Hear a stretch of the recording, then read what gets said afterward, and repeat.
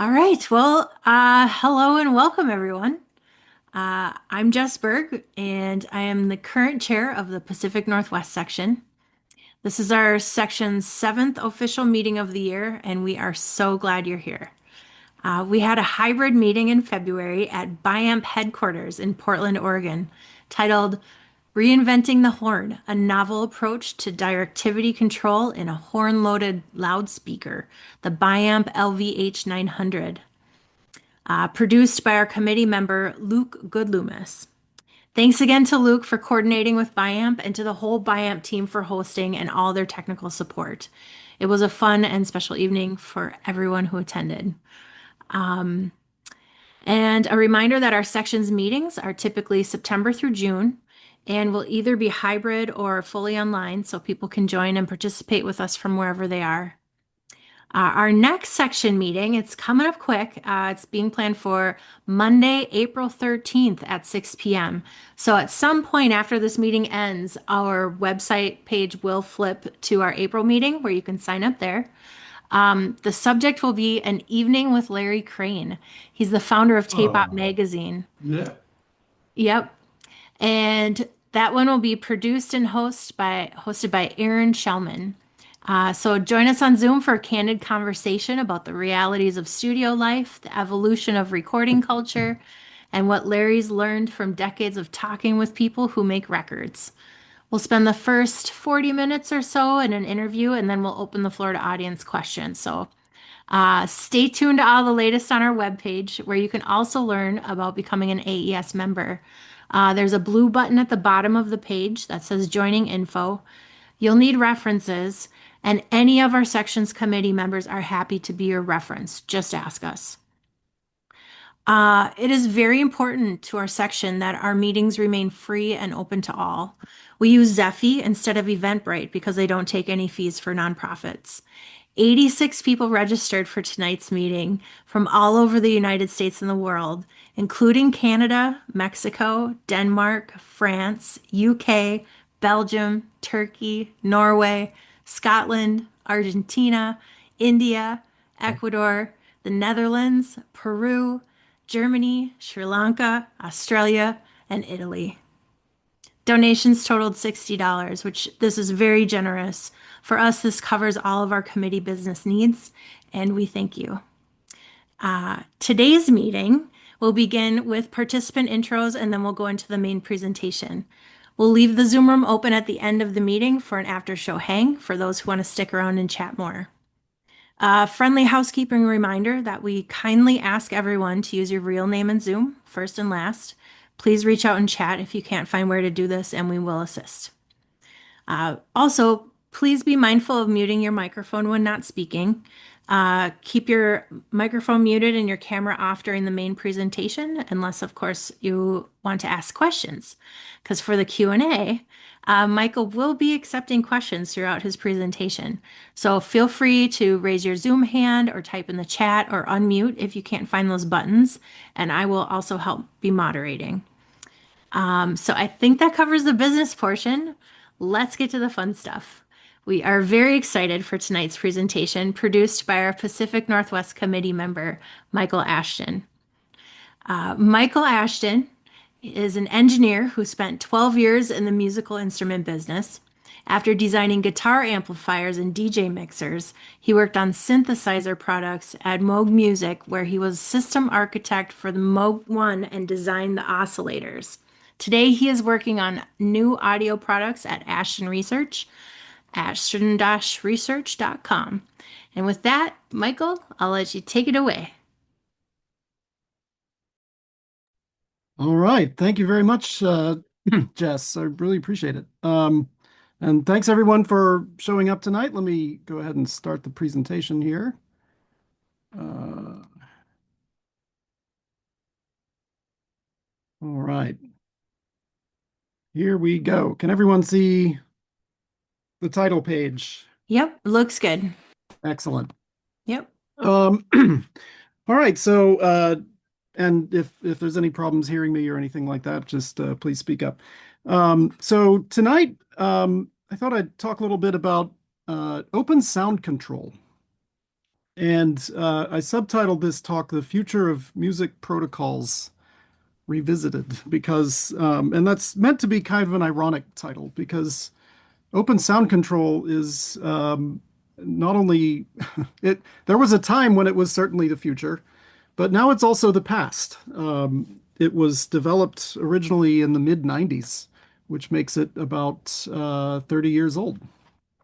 And so OSC, if it were a person, would certainly be well into adulthood.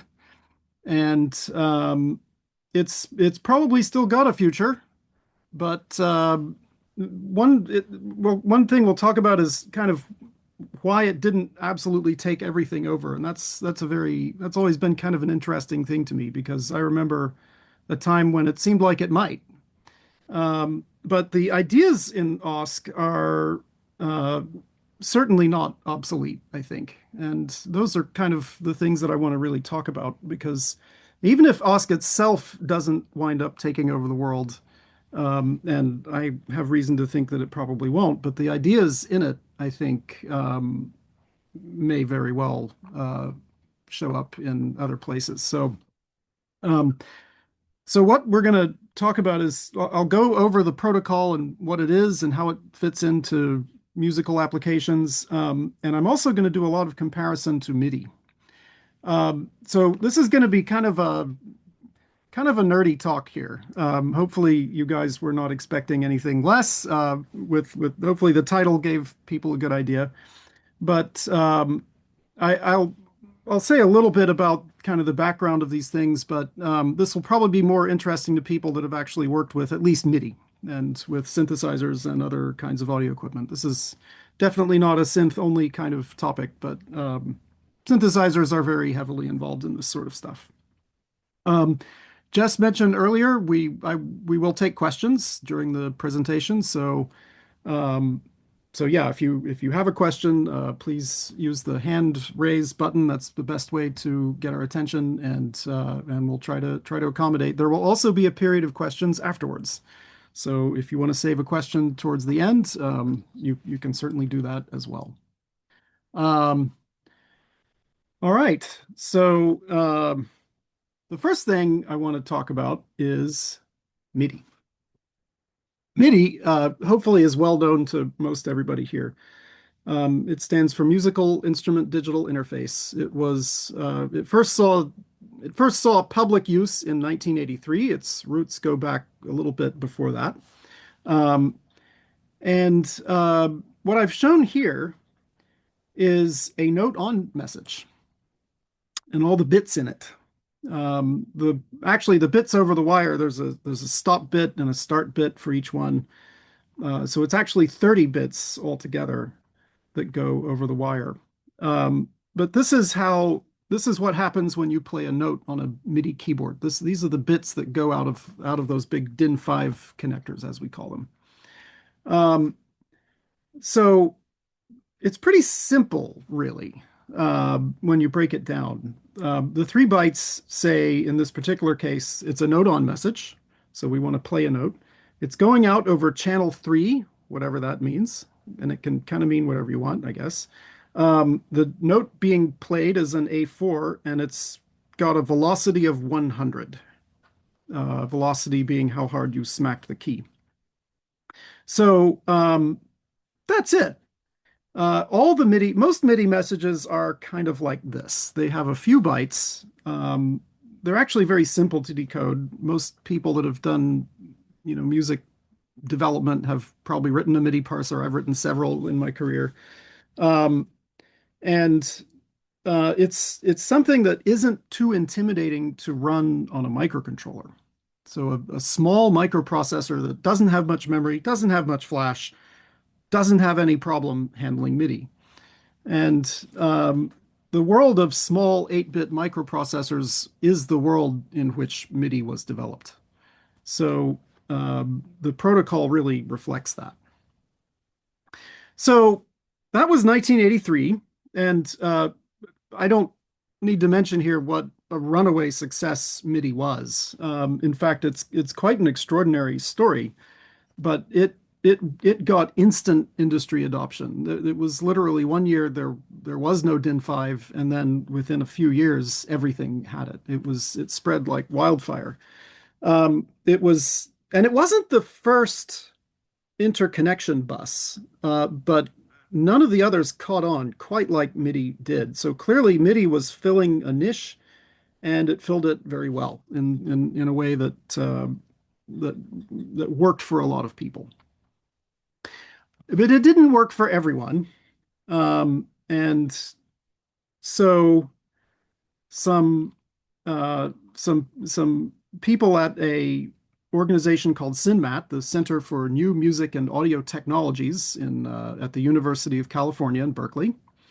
This is about 15 years after MIDI was made. They decided that they needed something more. And so here's what they came up with. I wanted to contrast these two diagrams in particular because the contrast between these two pictures, I think, says a lot about why about what has happened to OSC over the years and why it hasn't necessarily gotten the uptake that MIDI did. So the first thing is each one of these rows is 4 bytes. So just one of the rows in this table can fit an entire MIDI message. And here we've got 8 of them. So this particular message is 32 bytes long. And now it does carry more information. So let's look at the structure of this message. This is an OSC message. It's a real one. It would actually go somewhere. So the first thing that it has, every OSC message has basically 3 things. An address, a type tag, and some arguments. Whoa, we accidentally went forward a slide there. So the address is, it basically says this is what this parameter is for, or this is what this message is for. It's a little bit like the address in a web page, actually. And it was inspired by URLs. The second component is a type tag, and the type tag says what types of messages are included in the or what types of values are included in the protocol. Sorry. So in this particular case, there are three arguments, so 3 values. The first one is an integer, the second one is a floating point value, and the third one is a string. You can actually send strings in OSC messages. And then the third component is the arguments themselves. So in this particular message, we have our address string. That is 10 characters, or I'm sorry, 11 characters. Wow, keep advancing here. So those are going to occupy the first 12 bytes. All OSC values are padded out to 4 bytes. So if it weren't enough that we're just kind of profligately wasting bytes here, we're going to pad them some more so that everything is always a multiple of 4 bytes. So OSC messages are transmitted in terms of 32-bit words, unlike MIDI, which is byte-oriented. The third component is a type tag, which is also a string. So each letter tells you which kind of value is being transmitted. So it's pretty simple. I for integer, F for float, S for string. So it's pretty straightforward. And then this is also, everything is padded to 4 bytes. So this is going to be padded out as well. And then finally, you get the arguments themselves, and those are also 32-bit oriented. So in this particular case, we're starting with the integer. We have a float value, so you can send 32-bit floats. That's actually quite significant. And then you can also send a string. The full OSC specification has some other types. These are the ones that are the most used and which all OSC parsers support. Of course, not all OSC messages have to be this big, so let's look at the smallest possible one. It is possible in some cases to eliminate the type tag, but that's not really part of the current OSC specification such as it is. So the address string is, it can be, if it's under 4 bytes, it's going to occupy just one word. Same with the type tag. And in this particular case, we'll just send one argument. It's a float. So to do the thing that you would do with a MIDI control message, you need 12 bytes. Now, the 12 bytes let you send a 32-bit float. That's a little tougher to do with MIDI, but we're still using a lot more data per message than we are with MIDI. So why do this? This is probably fairly clear from the comparison of these two protocols, but the first thing is that OSC gives you essentially an infinite number of parameters. With MIDI, if you have a control message, you can send basically up to either 127 of them or 1,000, 2 to the 14, 16,384, which is a lot, but organizing all of those parameters it can be tricky, especially because sending a 14-bit control number in MIDI, it starts to get complicated. It's not just 3 bytes anymore. You have to do all these extra things. Sometimes it works, sometimes it doesn't. With OSC, you don't have to worry about any of that. You can do things like send a message straight to /OSC1/HZ. So this is, actually, this didn't come out as well as I hoped, but this is a little fragment of what's called an OSC tree. So, and I'll talk about that a little bit more in the next item down here. But these are some of the OSC addresses that you might use in a real application. And if you look at instruments and devices that use OSC, this is the kind of thing you'll see. So you'll see something like /OSC1/HZ for Hertz. So you can set a frequency directly. Maybe filter /Hertz. So this is a very different kind of thing than you can do easily with MIDI, which doesn't allow you to transmit basically anything you want. And speaking of values, the OSC gives you the ability to send physical values. With MIDI, most of the values are 7 bits, so that's 0 to 127. So any parameter that you're encoding might need to fit in there, unless you use a 14-bit CC, which again, you can do that, but it's more complicated. It takes more bytes, and some things don't quite support it. With OSC, you can send a 32-bit float value. In fact, you can send a 64-bit floating point value. That's also supported if you should want that. So this gives you a lot of possibilities that are difficult to replicate with MIDI 1.0. And by the way, I am kind of using MIDI 1.0 as the reference here. MIDI 2.0 is a somewhat different topic, and I will mention that a little bit later on. The third thing, which I alluded to a little bit earlier, is hierarchical parameter grouping. This is extremely significant, and in my view, it's actually one of the most consequential ideas from OSC.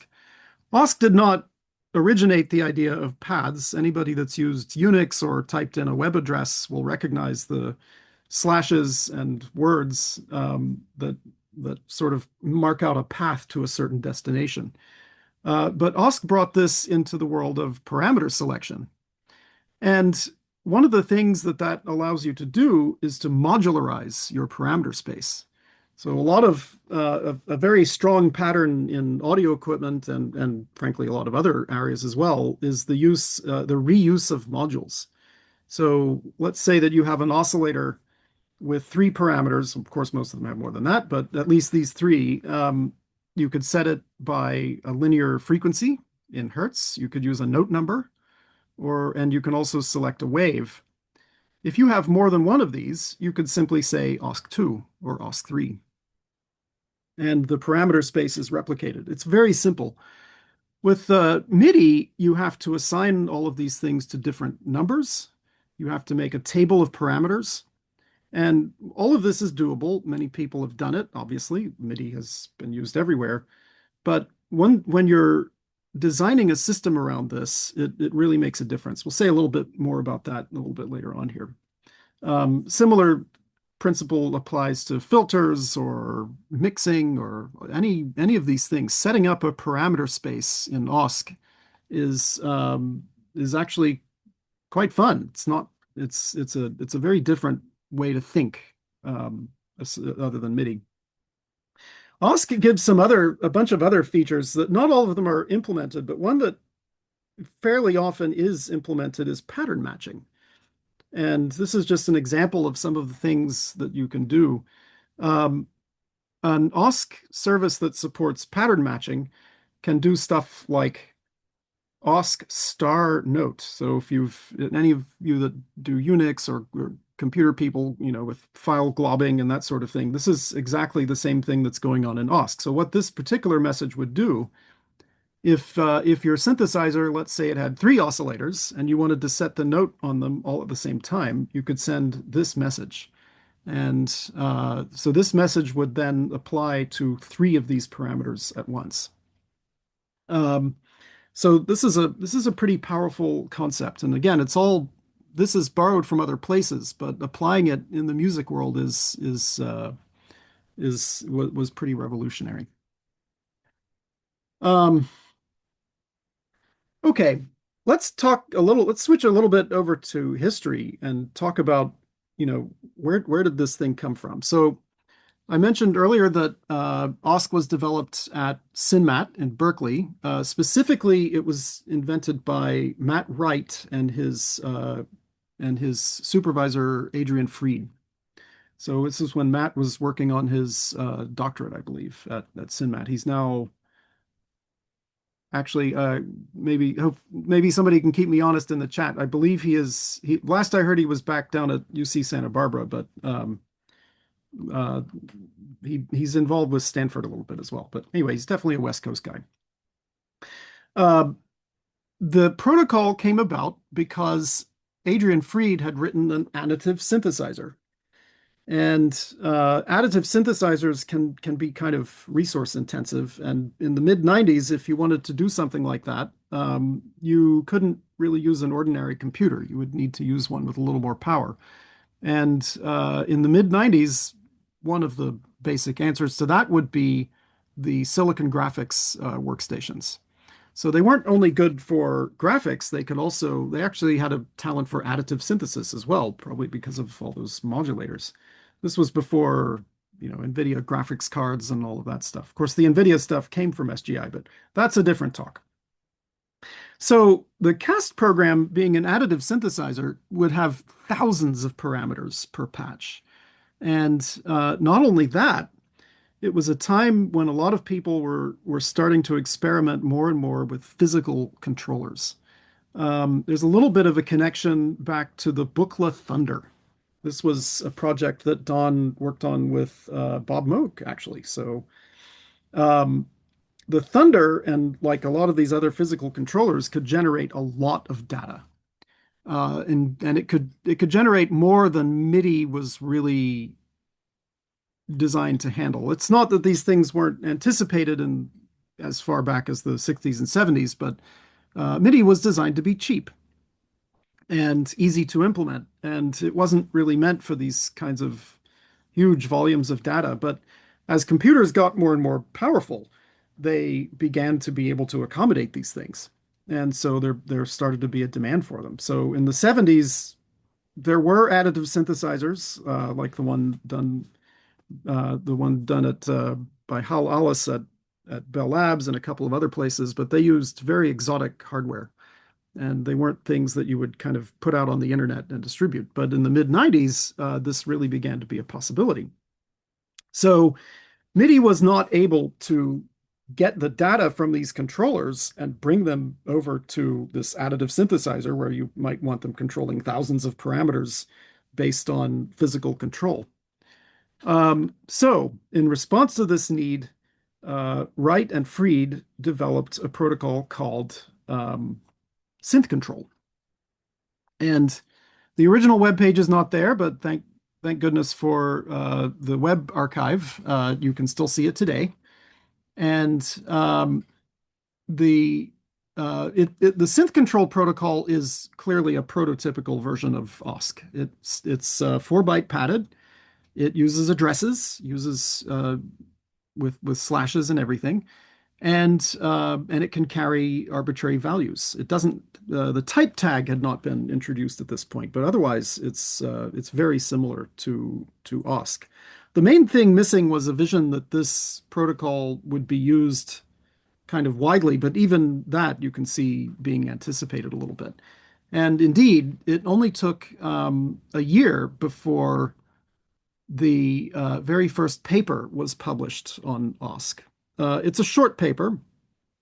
It's maybe 3 pages, and it describes it describes most of the features. Again, the type tag is not there yet, but it describes most of the features that are in OSC today, including pattern matching. That was something that they put in that paper. And they also talked about some other features that some of which have still not been set standardized, like queries and these kinds of things. So a lot of the ideas that come with OSC were, of course, already anticipated at that time. So this was 1997 when Wright and Freed published that paper. And at the end of the talk, there's a link. You can download all of this stuff. It's all freely available, or most of it is. There's a handful of papers that aren't, but that one is. At this point, as they continue their research, they thought, well, maybe it'd be nice to add this to Max. So those of you that are, some of you are hopefully familiar with Max. It's the graphical programming environment for audio and music and other things. And I'm not sure if PD existed at that point, but Max was the first program apart, as far as I'm able to determine, Max was the first program apart from CAST itself that got OSC support. So Max had OSC very, very early. It came because SynMat contributed a module, and that allowed them to use the protocol in Max. And I think that is probably one of the major things that influenced OSC's spread over the next several years, because as Max grew in popularity, people noticed that OSC was there, and they saw what it could do for them in the environment of computer music. Okay, so fast forward just a little bit.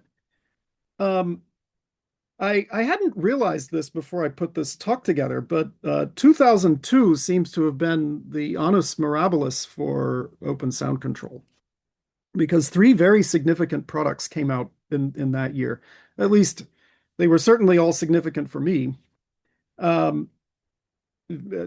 least so it would prove. So the first of these appears to have, I'm not sure if Super Collider or Reactor came first in, Super Collider 3 or Reactor 3 came first in 2002, but they both did come out in that year, and they both had OSC support. So Reactor, I'm sure some of you are probably familiar with Reactor. It was a modular synthesis program from Native Instruments, and it was Native Instruments. It came from their first product, which was called Generator, and that was written by Stefan Schmidt and I'm sorry, I'm drawing a blank on the other guy's name, Volker Heinz, I think. That original product was made before OSC, but by Super Collider 3, they had added OSC. And so, I'm sorry, Reactor 3 had added OSC, and it is still supported today. So that certainly, the thing that was significant about Reactor's OSC support was the fact that you could control it over OSC. And this was especially important for a modular synthesizer, because it's much easier to kind of have the program assemble a big OSC tree for you from all the modules that you put up, rather than you having to tediously assign them to MIDI controllers, which you could obviously do in Reactor. But OSC not only gave you a much cleaner way to present all of these parameters, but now you could control them in physical values. And this was certainly a theme of Reactor, as it is with most modular graphical programming environments. So that same year, and I don't know if this was a coincidence or not, but it did happen this way, a product called the Jazz Mutant Lemur emerged. Jazz Mutant was a French startup. I believe they were based in Bordeaux, and their first, I yeah, I'm pretty sure their first product was the lemur. So there's a picture of the lemur here. The lemur was not quite an iPad, but it was one of the it may have been the first product to offer multi-touch, which is a big deal for musical applications. Um, so the thing that was, I mean, now we take it for granted because tablets that can do multi-touch are basically everywhere. But in the early 2000s, this was a pretty unusual thing. So the lemur could show sliders on its screen, and you could move two of them at the same time with your fingers. It acted like a virtual mixing console. And the other thing that was kind of significant about it was that it used OSC for communication. So on the back of the lemur was an Ethernet port. And you could connect your Ethernet port to a computer running Max or Reactor, and you could do some pretty interesting things. So you started to see Lemur on a lot of tours where people were starting to bring computers on tour, which is an extremely brave thing to do. Just it was even more brave then. It's still brave today. But the Lemur was really a groundbreaking product. The Lemur lasted about 5 or 6 years, and it basically was withdrawn from the market like a week after the iPad came out. So that was actually kind of sad to watch that happen because but that's that's how things worked out. And then finally, there's probably some other stuff that came out in 2002 as well, but the third product that was very significant and significant for me personally, but I know for also a lot of other people, was Super Collider 3. Super Collider was another kind of graphical modular audio product. It had a little bit of a different scope than Reactor. It was kind of a general purpose computer music environment. And Super Collider 3 was interesting for a few reasons. The first was that before Super Collider 3, Super Collider had been a commercial product. So it was not open source. You would pay for it. I actually did pay for it in the 90s. It was kind of an amazing product. Um, but then James McCartney, the author, open sourced it with Super Collider 3. But at the same time, he gave it a new architecture. And what he did was he split the program into two halves. One half was concerned with user interface, so you could draw sliders and things on it and control stuff. The other half was the actual processing engine. So when you instantiated, when you drew like an oscillator or a module or something on the screen, it would actually appear in the server side. And so these two things ran in separate threads, and they communicated using OSC. In fact, Super Collider was practically based around OSC with the version 3 rewrite, and it still is today. OSC is used in ways in Super Collider that actually don't show up other places, where it's almost it makes very, very heavy use of the paradigm. The front end also communicates with OSC, and we actually used it. We used Super Collider very heavily in the Moog One, and I'll have a little bit more to say about that in a bit here. So those are just a few of the significant products that came out that made use of OSC. OSC mostly showed up in software settings, and I didn't have time to go through and look at all the places where OSC was showing up in the software world. For a while, and probably still today, it was kind of de rigueur if you were going to make a computer music application that was going to support OSC. But it showed up in hardware too, and I want to talk about a couple of the hardware products where OSC did get used. And I'm going to talk about these because I happen to be familiar with them because I worked on them. So if you'll forgive me kind of digging out my own stuff here, but these are the two products I'm about to talk about are ones that may not be known for their use of OSC.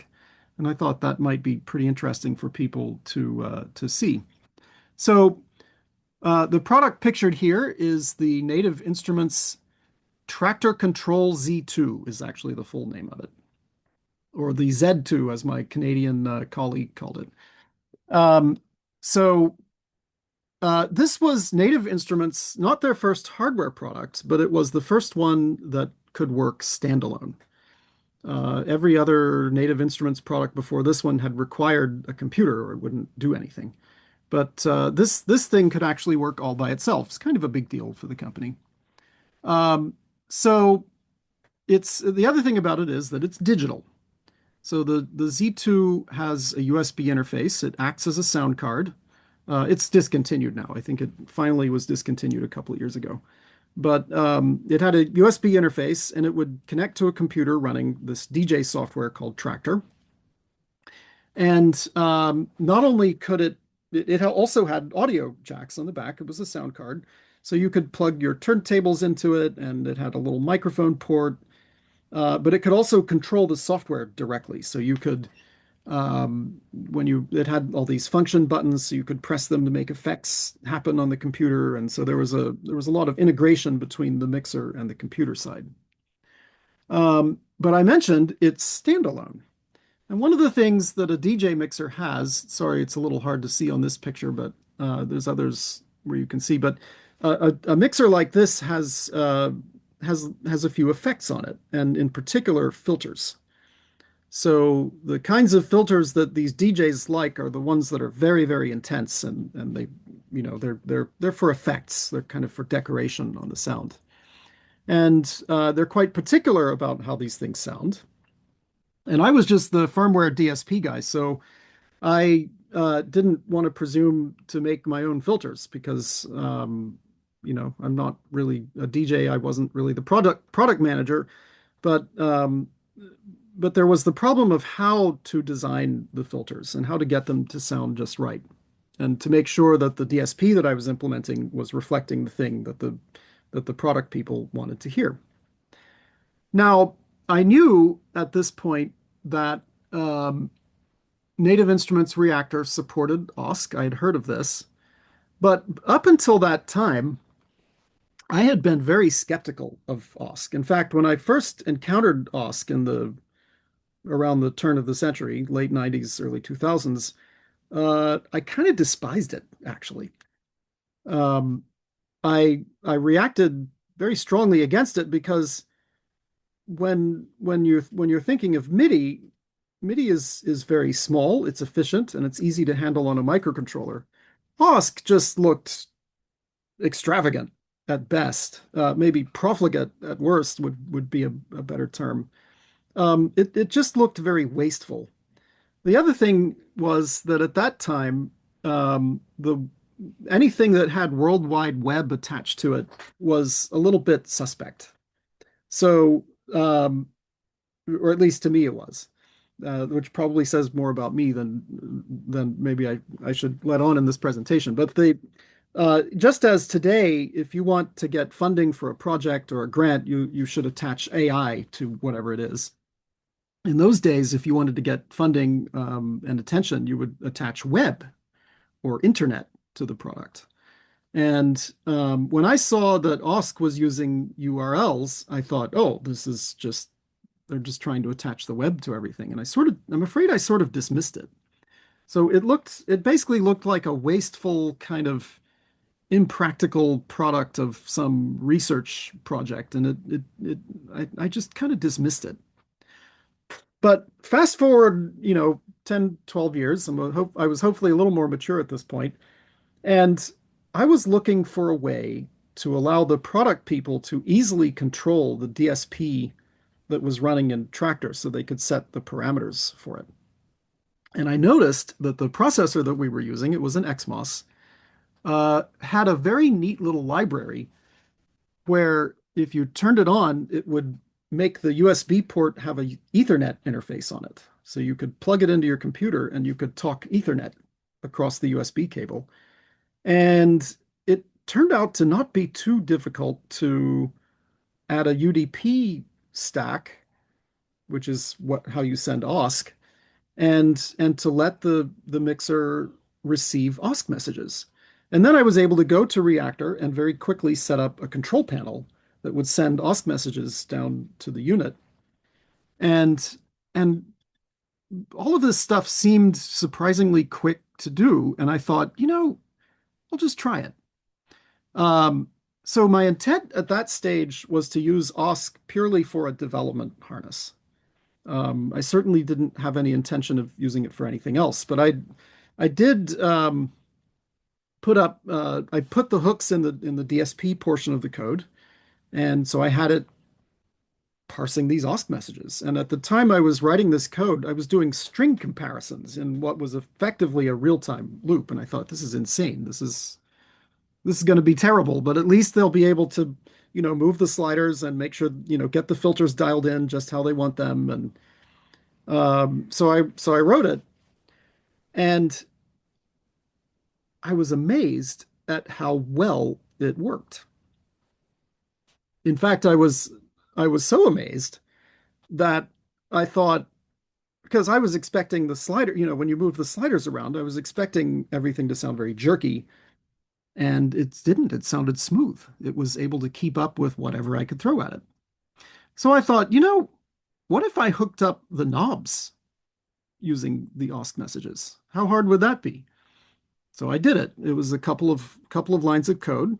When you turned a knob, it would, every time the knob would change or a movement was detected on the knob, it would send an OSC message down to the DSP. And I thought that'll be nice. We get the knobs hooked up, and then later on, when we want good performance, we'll, hardwire everything. And it worked. In fact, it worked really well. It worked so well that we never replaced it. For the entire run of the product, when you turn one of those knobs that controls the filter cutoff or the levels or anything else, there's a stream of OSC messages going inside the machine down to the DSP. And, my assumption had been that OSC was just very heavyweight and it wasn't going to work. And of course, it worked extremely well.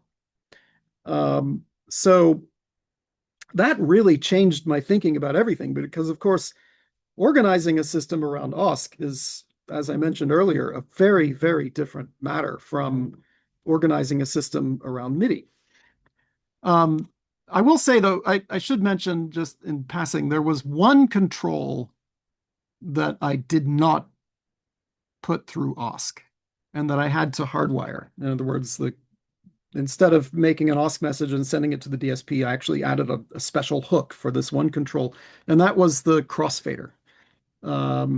It turns out that to make the DJs that we were working with, to make them happy with the crossfader, I had to sample it at 2 kilohertz.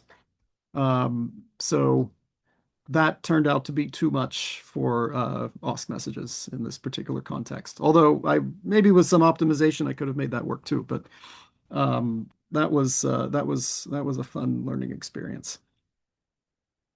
Okay, so after the Z2, that was kind of my conversion experience. I no longer looked at OSC as this kind of wasteful extravagance that came out of the universities with the objective of getting grants because it said internet on it.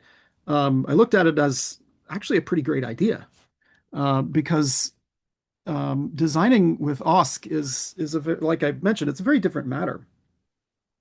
The protocols that you use to design a system, I think, have a pretty profound effect, like more than you would think. And what I found when I started thinking about designing systems around OSC rather than MIDI was that you think in a different way.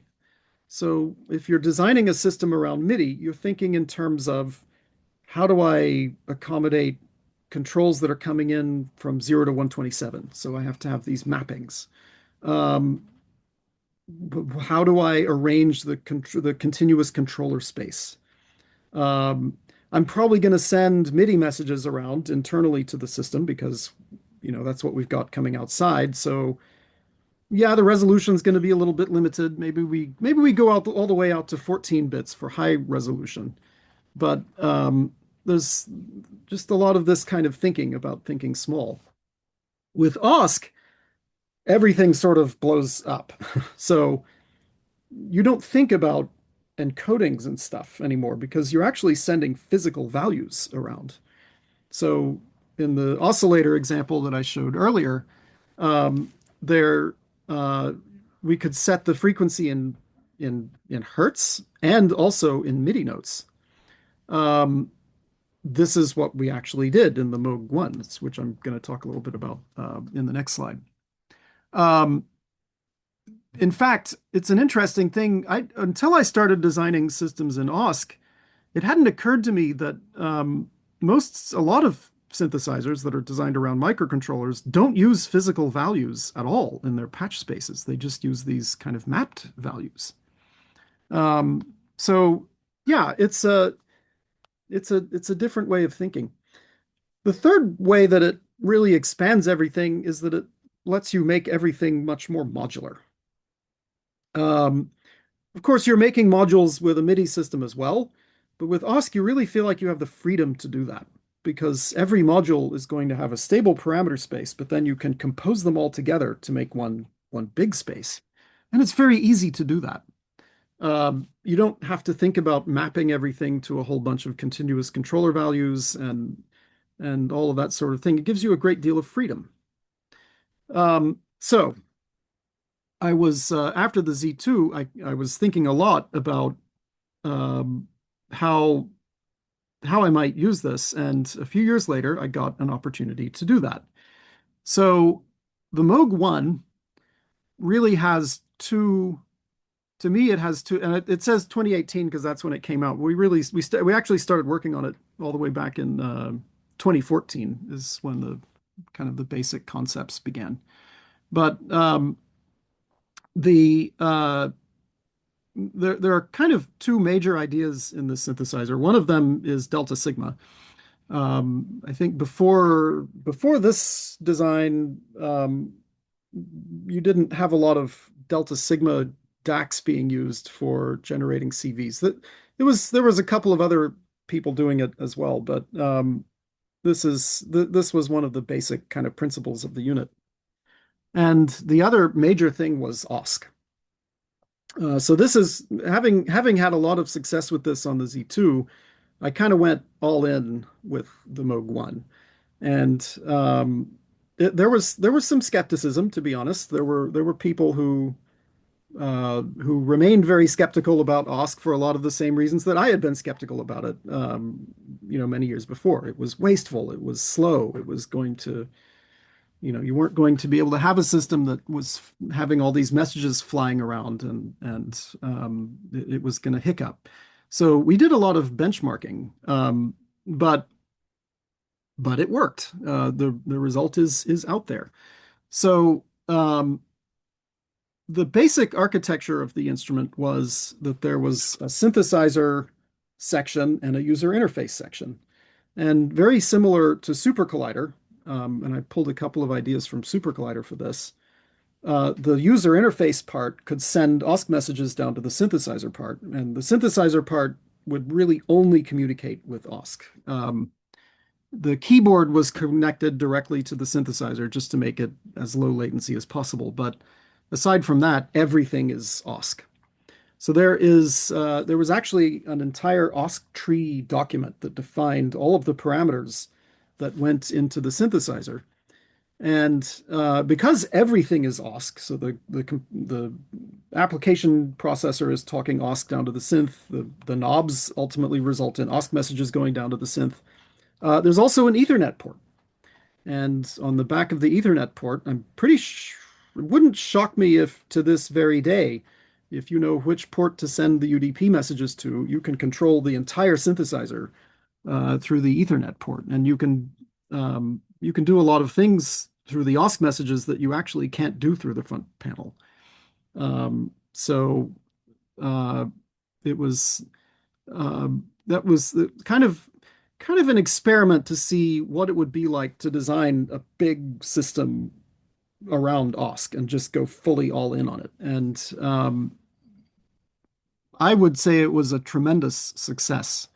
The we just there were a lot of we had I mean the project was not trouble-free by any means. No project is, but I think we avoided a lot of the problems that some of these projects faced, and we were able to do it with Moog's sometimes modest resources. Um, I'll mention one other thing that OSC did for us on this project, and that was it helped us to make a digital twin. We actually had a digital twin of the unit written before the front panel was even available. And we did it by putting on two big touchscreen monitors a replica of the front panel. And it was actually written in Super Collider by my colleague Chris Howe, who's now, I think he's still at Universal Audio. So Super Collider, which is very comfortable with OSC,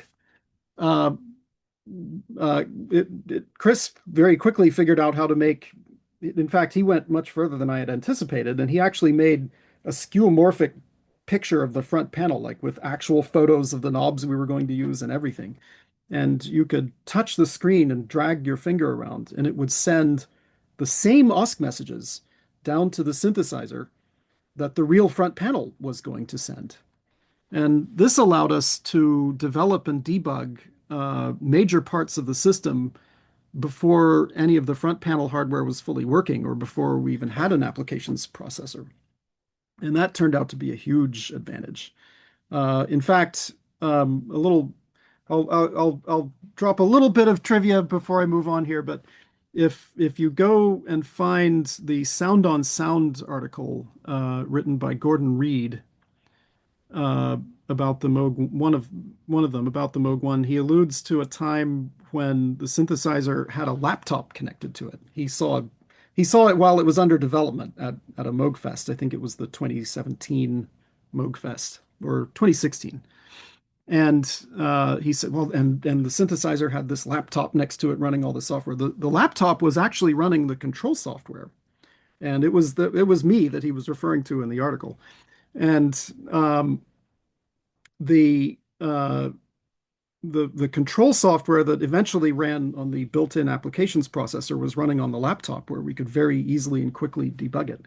And all of this was made possible because everything was OSC. So I don't know if this is big, if this has come out in the presentation, but I'm a fan of OSC. Okay. Of course, OSC is not for everyone. And I've alluded to all of this stuff throughout the talk, but let's just I thought I would collect it in one slide because it's important to summarize these things. Um, these are a lot of the objections to OSC. And of course, the number one objection is that it's too big, it's too heavy. This was my objection when I first saw it. Of course, that was before I tried it. And it's worth considering that the environments that OSC and MIDI were designed in, because of course, when people say OSC is big and heavy, they're really thinking in comparison with MIDI. Now, MIDI was designed in a world of 8-bit microprocessors that were going into embedded systems. So the protocol was really designed with that environment in mind. That's why it's byte oriented. That's why it's very small. That's why everything is bit encoded and every bit really counts when you're in that kind of environment. OSC was designed in an environment where everything is 32 bits. Everything is going over a network that's extremely fast. You're talking to a very capable processor. But this was in the 90s, this was about to be the world that all of us were living in. And it is kind of the way things are today. A Cortex M0 is not an 8-bit processor, it's a 32-bit processor. And this is a kind of core that's considered very small. A Cortex M0 is easily capable of dealing with OSC very efficiently. And so I think while the concerns about OSC's heavy weight are grounded, they're just I hate to just throw hardware at everything, but that is, I mean, you can't really even get these very small microcontrollers for these applications anymore. I mean, you're really going to be running on ARM or maybe RISC-V, or a handful of these other architectures. Even an MSP 430 can handle OSC pretty efficiently. So um, I would say, yeah, OSC is inefficient, doesn't work well over MIDI, but in the next slide, I'll just touch on that a little bit as well. So I actually don't think OSC's heavy weight is really the most justified objection to it. I think that's the thing you'll hear from people that haven't tried it, but there are some very real problems with OSC, and I think these get to the heart of why you don't have like OSC ports on the back of every instrument. And the biggest one is that OSC never really had a governing body. If you think about the protocols that have been very successful, they've all had pretty strong organization around them. And in fact, being an engineer, I kind of hate to admit this, but the technology is usually not the most important thing. What really counts is the organization and the people around it. MIDI succeeded. One of the reasons why MIDI succeeded was because of Dave Smith, who had nothing to do with the technical side of MIDI, but he was a brilliant organizer, and he was able to bring all of these people together to talk about the protocol and to agree on something and to do it so efficiently that it actually upset some of the lawyers involved. But that organization and that set of people that Dave Smith was able to bring together had everything to do with MIDI's roaring success. You can actually say the same about a lot of other protocols, like HTTP, the protocol that underlies the World Wide Web. Tim Berners-Lee was not just a great, a visionary computer scientist. He also was a very good organizer.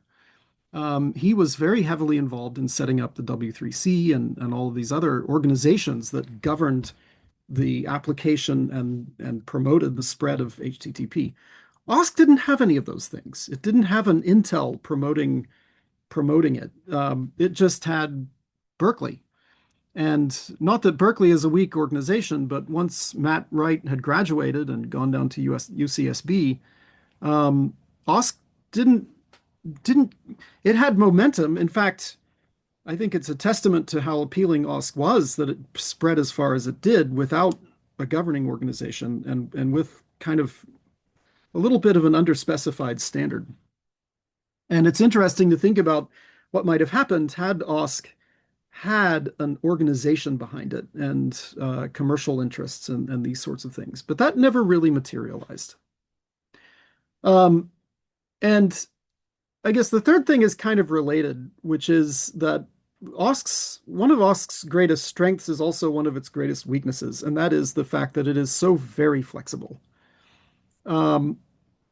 There, with MIDI, even MIDI standardizes a lot of the continuous controllers and the messages. It talks about node ons and node offs. When you want to send a node on with MIDI, there's no argument about whether to do it with a note message or like you're going to use a note message. Of course you are. With OSC, there's no standard address for note on, for instance. There's no standard address for filters. There have been proposals over the years, a few different ones actually, but there's never been it kind of doesn't matter because there's no organization where people come together and they're forced to fight this out and come up with a standard that says, here's what we recommend for the addresses. So OSC compatibility is surprisingly tricky. And sorry, I'm reading, I'm kind of barreling through here. I want to go through some of these comments a little bit later. I hope I haven't missed anybody raising a hand because if so. Oh, you're doing great. Yeah, Okay, no, good. no comments yet. I just noticed the comments are blowing up a Yeah. little bit here, but I Yeah. definitely want to go through those. So,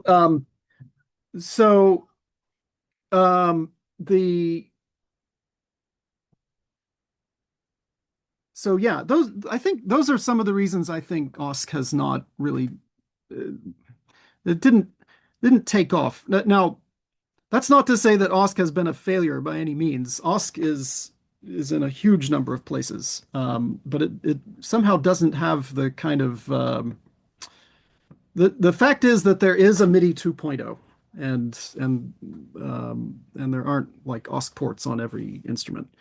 Um, MIDI 2.0, by the way, I think deserves an honorable mention here as one of the reasons why OSC may have even lost a little momentum, because of course MIDI 2.0 does address some of the things that made people turn from MIDI 1.0 and adopt OSC. So MIDI 2.0 is kind of a bigger, better, faster, more protocol. It does support uh, wide bit values. You can send 32-bit values over MIDI 2.0. There's now 256 channels instead of just 16, this sort of thing. And of course, there's now a standardized way to send MIDI 2.0 over other networks like Ethernet and IP and all these sorts of things. So yeah, the MIDI community, the MIDI committee have, the MMA have not been idle, and they have been addressing some of these things. So let me, I have another slide here. I just thought this would be kind of fun to look at a little bit. I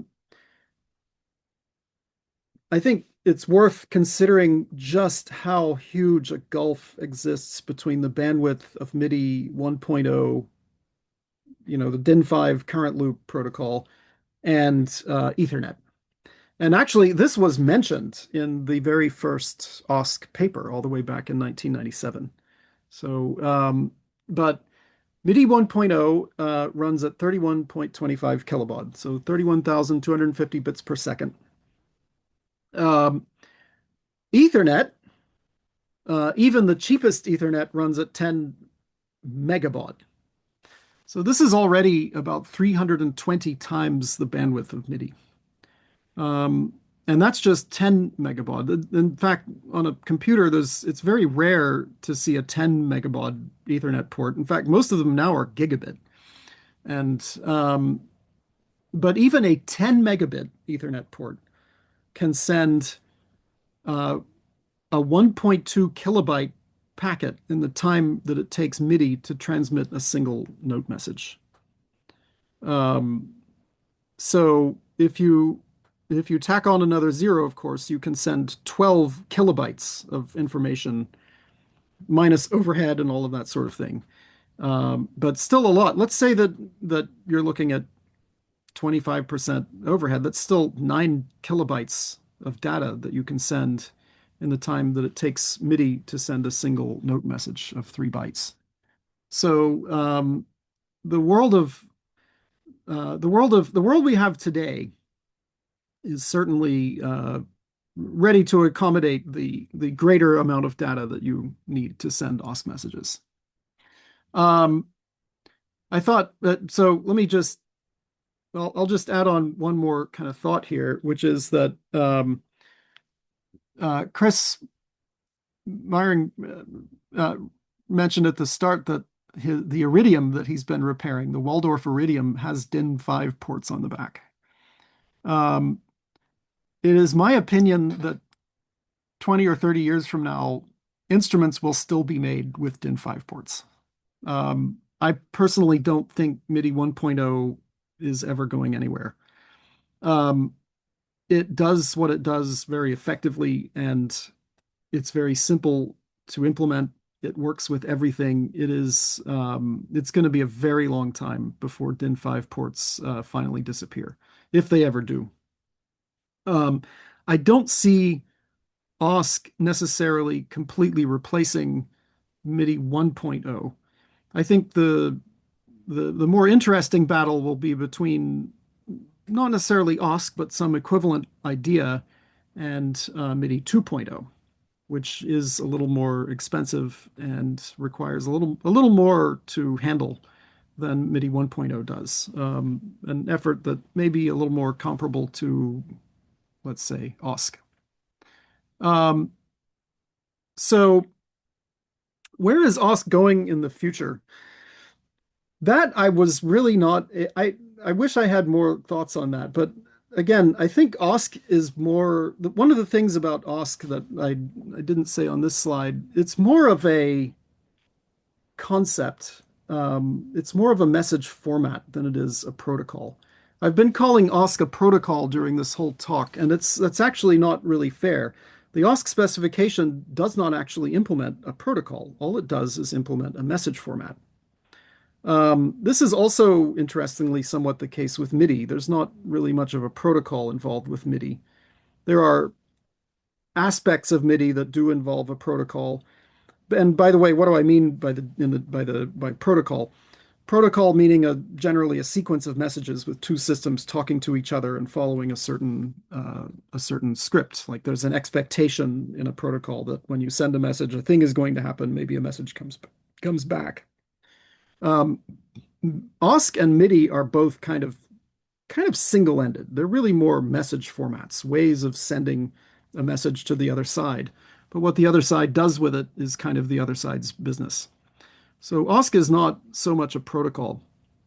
In systems of the future, though, and indeed of the past, there is a need for protocols. So, for instance, if you want to set up remote configuration of a system, save its state, you need to talk to it.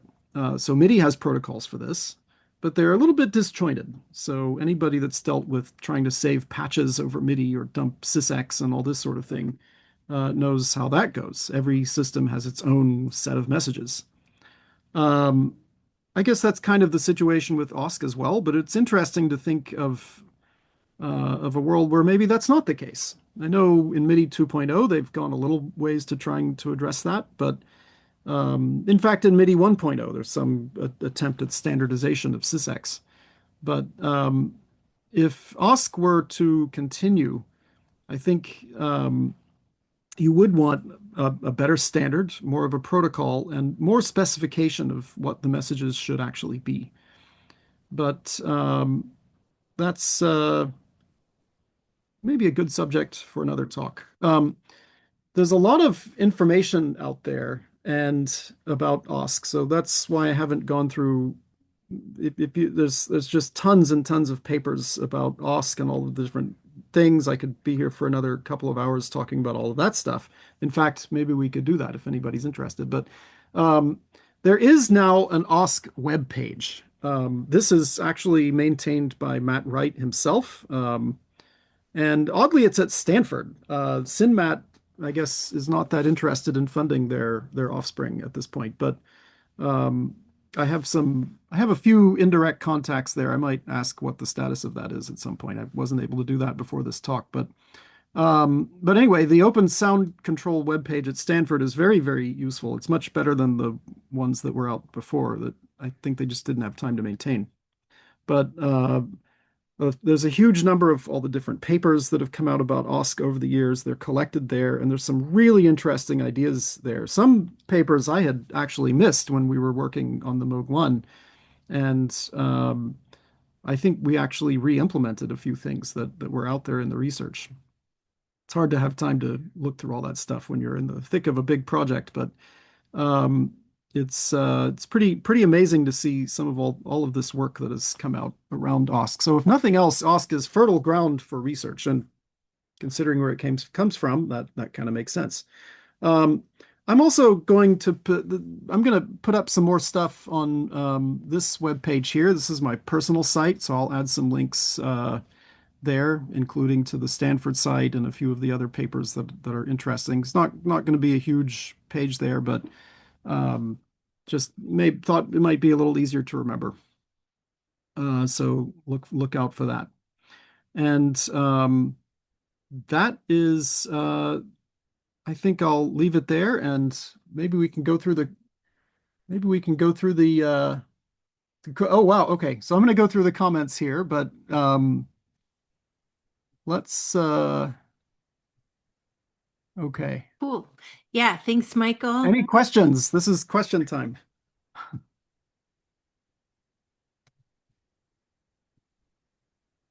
Okay. And in case anybody wants to ask some questions here, well, I'll just start reading through the comments. Michael, I have a question. if that's Yeah, okay. yeah, go ahead. Just when you're implementing your in software, when you're implementing OSC, do you have a preferred libraries that you use for that? There's quite a few That's a around, and great they're sort of question. different in quality. Yeah. Okay, I am not supposed, unfortunately, the two projects that I mentioned on this talk are commercial projects, and so I wouldn't be able to show you any of the source code if I had it.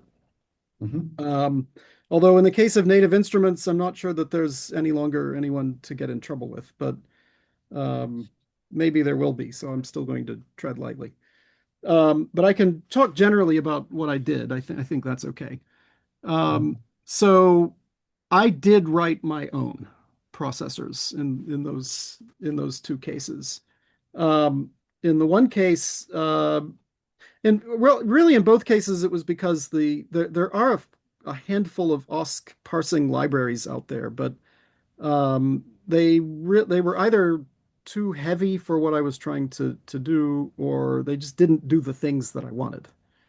Um, and actually, in the Moog One, there were a few different places where OSC was being used, and again, we wound up kind of rolling our own. Um, in fact, the one that I did in the Moog One, I'm kind of proud of because, and I do wish I could show off that one because it was kind of a template. So it was a C++ templating hell library, and it actually worked out reasonably well. I wouldn't use C++ now. I would use Rust, but anyway, in the Z2 though, as I recall, to parse OSC, I literally just did string comparison. So even with slashes and everything. Um, and so one of the reasons I was shocked at how well it performed was because in a couple of cases I was literally just doing string compare, string compare, string compare, string compare. Oh, this one is good. Okay, we'll do that one. So just nothing efficient about it at all. Just totally unoptimized. And yet it still worked just fine. Um, in the Moog One, we had to be a little more clever about it because there were so many more addresses and so many kind of common modules. So we had a little more sophisticated parser there that could handle hierarchies, also pattern matching. So we had the C++ one that I alluded to. One of the tricky aspects to that, and one of the tricky aspects of OSC that I maybe didn't go over a whole lot in the talk, is the fact that it supports all of these different types. So it is possible for someone to send you a message as either an integer or a float on the same parameter. So let's say somebody could set the filter cutoff to 100 hertz, but that could be a floating point number or it could be an integer. So you kind of have one of two choices. You can kind of insist that they only send you floats. I think there's a couple of that's been done before. Or you can be more accommodating and try to cast everything to an underlying representation. That's what we did in the one. Um, and so a lot of the kind of the heart of the library was this big casting engine, because in C++ you need to have like a variant type, and so I wound up writing my own variant type, and um, I mean, it was fun, but that's the if I could have open sourced that one, I would have liked to do that. But again, I would probably do it in Rust now anyway. So Mm. the third place where OSC showed up, and I'm sorry, I'll try to be quick here. I know this question is going on a long time. The part of the one was actually written in Scheme using a implementation of Scheme called Chicken Scheme. And we wrote an OSC parser for that one as well. I don't remember if we did it in C or not, but mostly the chicken scheme was generating scheme rather than parsing it. But it was doing both, and that was another case where I think we just wrote kind of an initial implementation that wasn't necessarily going to be very fast, and then it turned out to be just fine. So so anyway. Yeah, that was my experience with parsing OSC. Thank you. Okay. Yeah, somebody just mentioned they were using Max at UW in spring 93. Yeah, it was I don't remember how much. I think Max goes back to the 80s, right? It's actually it goes back a long way. Yeah, it's the before Opcode took it up. It was what's his Yeah. name? Miller Miller Puckett. Puckett was the one that Yeah. wrote it originally. Mm. Yeah. Yeah. He was down at UCSD. Mm. Uh, Joel, you've got your hand raised. Oh yeah. Hey, we got a hand. Yes, go ahead. Well, yeah, I was always just curious of, have you ever seen any interesting use cases for what I'd probably say is like, I don't know, one of the least supported things of OSC is bundles. Bundles. Yeah, I didn't mention bundles.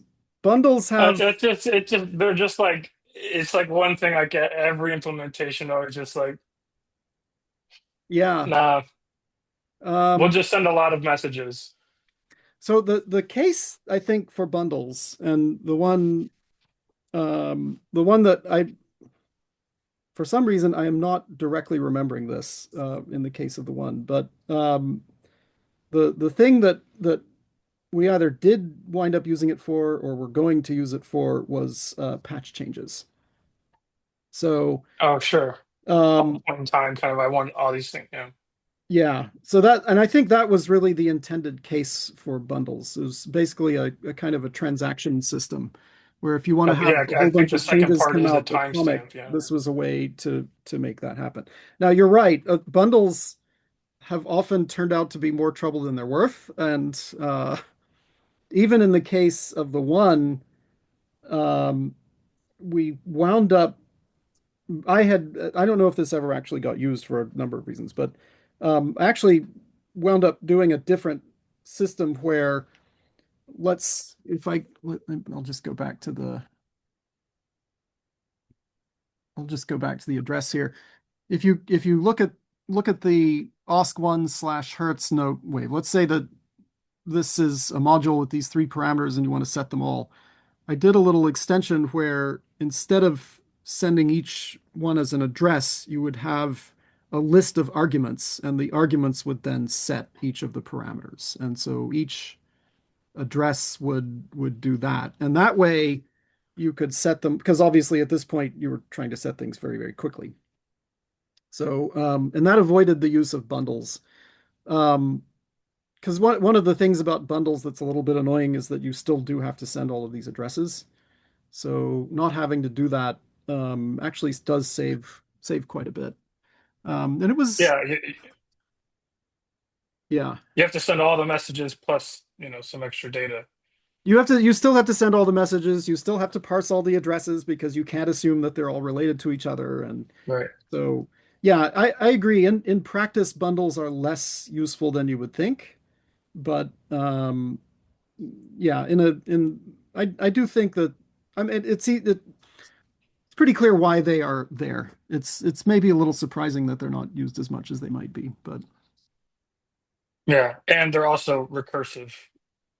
yeah, yeah. Well, this is another thing about OSC that a lot of times features are described that no one ever actually implements, like the infamous the square bracket feature, which not only was not, I actually stupidly tried to implement it, and then I realized that the spec actually doesn't make any sense, and like it's not, you can't follow the spec because the spec is messed up, and like nobody ever bothered with it.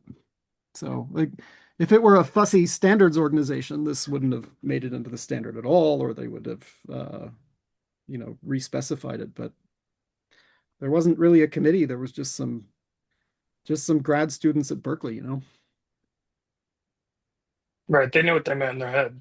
They do, well, we all do. Why didn't you? Yeah, it's but and the square brackets were not like an essential thing. Even pattern matching is cool and even occasionally useful, but it's a little bit like bundles. You're not going to use it all the time.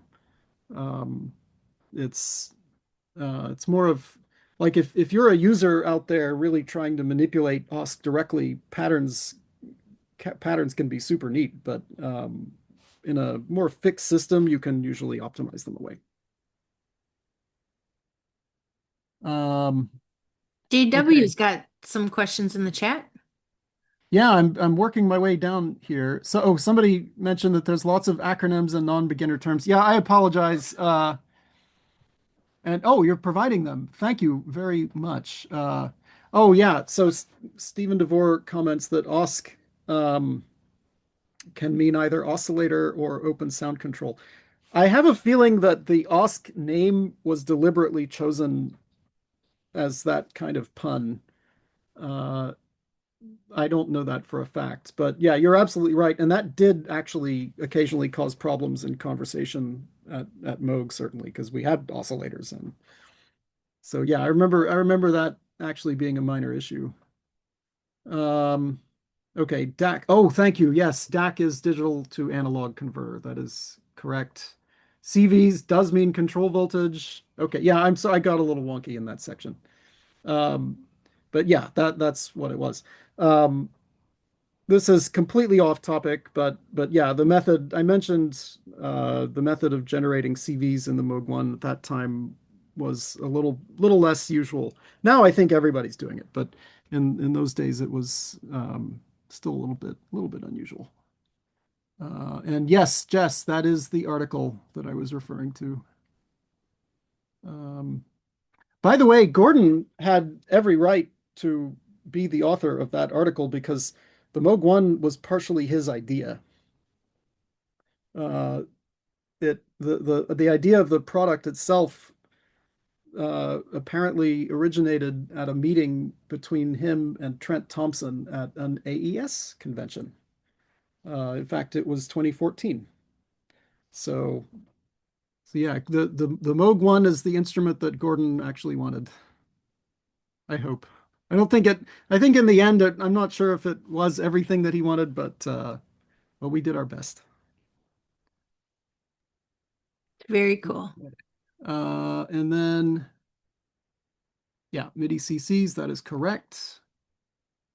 Yeah, thank you very much for adding that information, Stephen. You're keeping me honest. Okay. Oh yes, OSC 1.1. Let's say something. So this is classic. This is the whole there is no standards organization thing, because really it's worth reading this paper because it's very, I don't know, it's great actually, because it basically says, well, we tried to make an OSC 1.1, but there isn't one really. But if there had been, this is what it might look like. And then the whole paper is all this stuff that they were, if there ever is an OSC 1.1, maybe it will have some of these things. It's quite extraordinary, actually.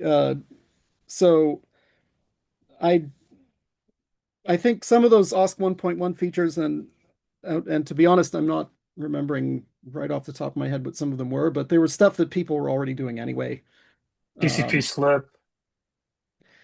Yeah, that, Which is like, I mean, I think the only way most OS things I've seen TCP yeah, wise that's do true. Oh, these you know days. what? That's true. That's true. Sending OSC, Well, yes, slip for that's any correct. string-based protocol, not just TCP, I should say. Yeah, for those who don't know, I'll just say a little bit about that. So SLIP is an extremely simple way of separating packets over a byte stream. Sorry, this is getting very, very wonky here, but over TCP is literally like the equivalent of a serial port. It's just bytes. There's no packets over, I mean, underlying TCP are packets, but a TCP connection is designed to simulate a serial port across the internet. And so if you want to send packets over a TCP connection, you have to separate them yourself. So SLIP is one way of doing that. And it's kind of a Rube Goldberg thing, but SLIP is actually very simple, so a lot of people do use it for OSC. I think people sometimes do that over USB. I think that is bordering on absurd. I never do that. I always send UDP, which is packets and which doesn't involve an extra TCP layer, which is kind of not optimal for anything real time. But yeah, people that use TCP for OSC, which they do disappointingly often, do tend to use slip. And I think that is actually mentioned in 1.1. So yeah, DIN5 is the original MIDI connector. In the business, they call the big plastic jacks with the 5 pins. Those are DIN5, and yeah, that's kind of an industry term there. Yeah, this is yeah, from the 1997 paper. It had the bandwidth quote in there. Yamaha mixer. Oh my goodness, no, I don't. Yeah, Yamaha SysX is. In fact, every Yamaha protocol is kind of fascinating. They have a talent for that at that organization. Okay, Juice has OSC. Indeed, it does. In fact, the Moog One is the panel is written in Juice, and um, I believe we actually we contributed some code back to Juice for using OSC. We have a hand raised from JW Newsom. Go ahead. Thank you for your time and for your mind. I'm gonna provide a little different view, not only as an AES member, as a member of the Recording Academy as well. I have a lot of colleagues who, they get a lot of resources and they're able to make cool sounds. So for me, this talk was so informative. I've been riding with the same piece of vintage gear for a while. Awesome. And I don't want to change, a Roland XP60. However, after this talk, I'm interested to see how I can take the MIDI control and then use OSC to try to make those dance or talk, or just to really keep it creative in the process, kind of scientific. So my question in a sense is, just in your, I would just say, hi, will you enlighten my mind in a sense? So if you could enlighten me to a certain kind of converter, if it does exist, where you can have that MIDI talk to OSC and back and forth. Is there anything like that Wow. or something like that? Great idea. Yeah. No, it doesn't exist. I just want to make it original, man, because we have a lot of cool things coming. I've been able to do some cool projects, but now it's going back into popular music. And as I'm going back, I just really want to keep it creative and unreplicable. And I think yeah, I know what you mean. can do something like that. Yeah, Thank absolutely. I would say Max is your friend here. That would be my first recommendation. Go get Max, or I guess Ableton. If you have Ableton, you have Max, I think. Is that right? I think they're bundling Max with Ableton now, but in Max you can do these kinds of things. You can also do it in PD. So if you really, this is going to be a lot easier maybe than if you don't program, if you don't write in, I don't know, C++ or something.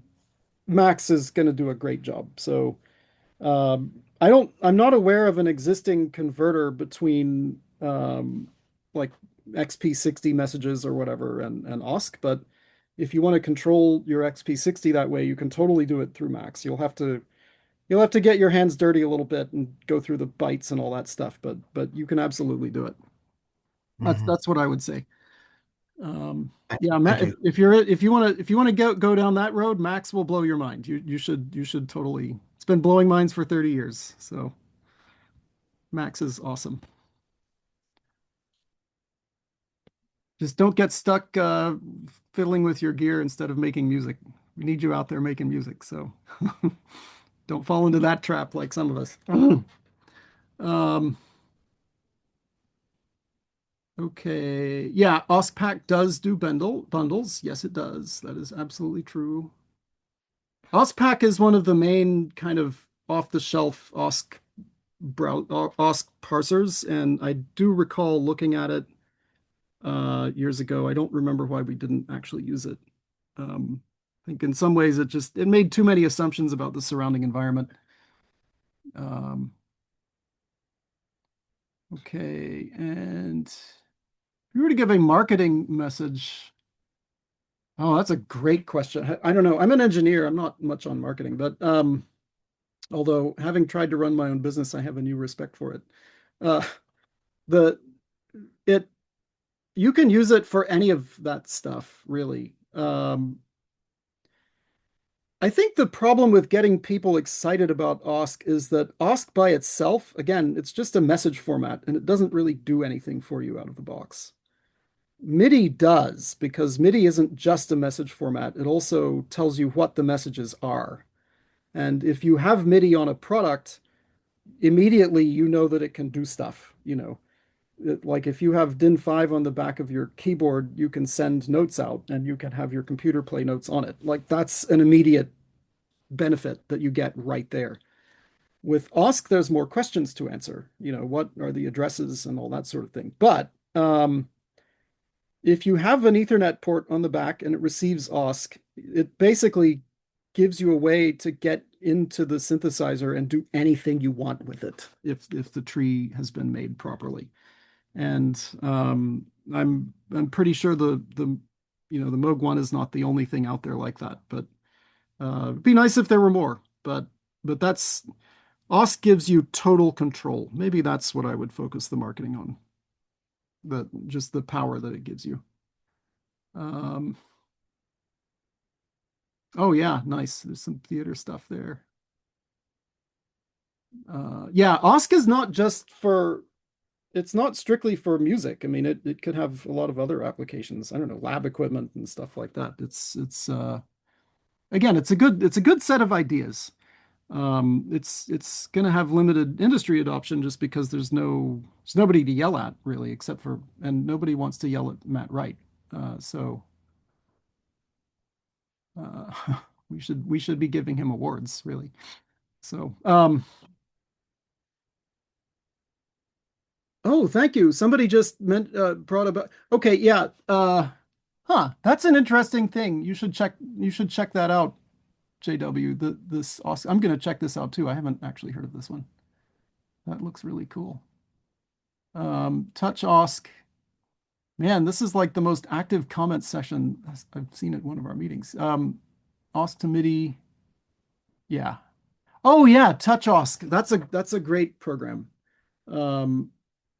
That's another one that might actually be. I still would mention Max for this because you can do anything in Max. So if you really want to experiment, but Touch OSC is worth a look too, actually. Yeah, there's Max for Live. Max lives at Ableton now. Okay, PD is pure data.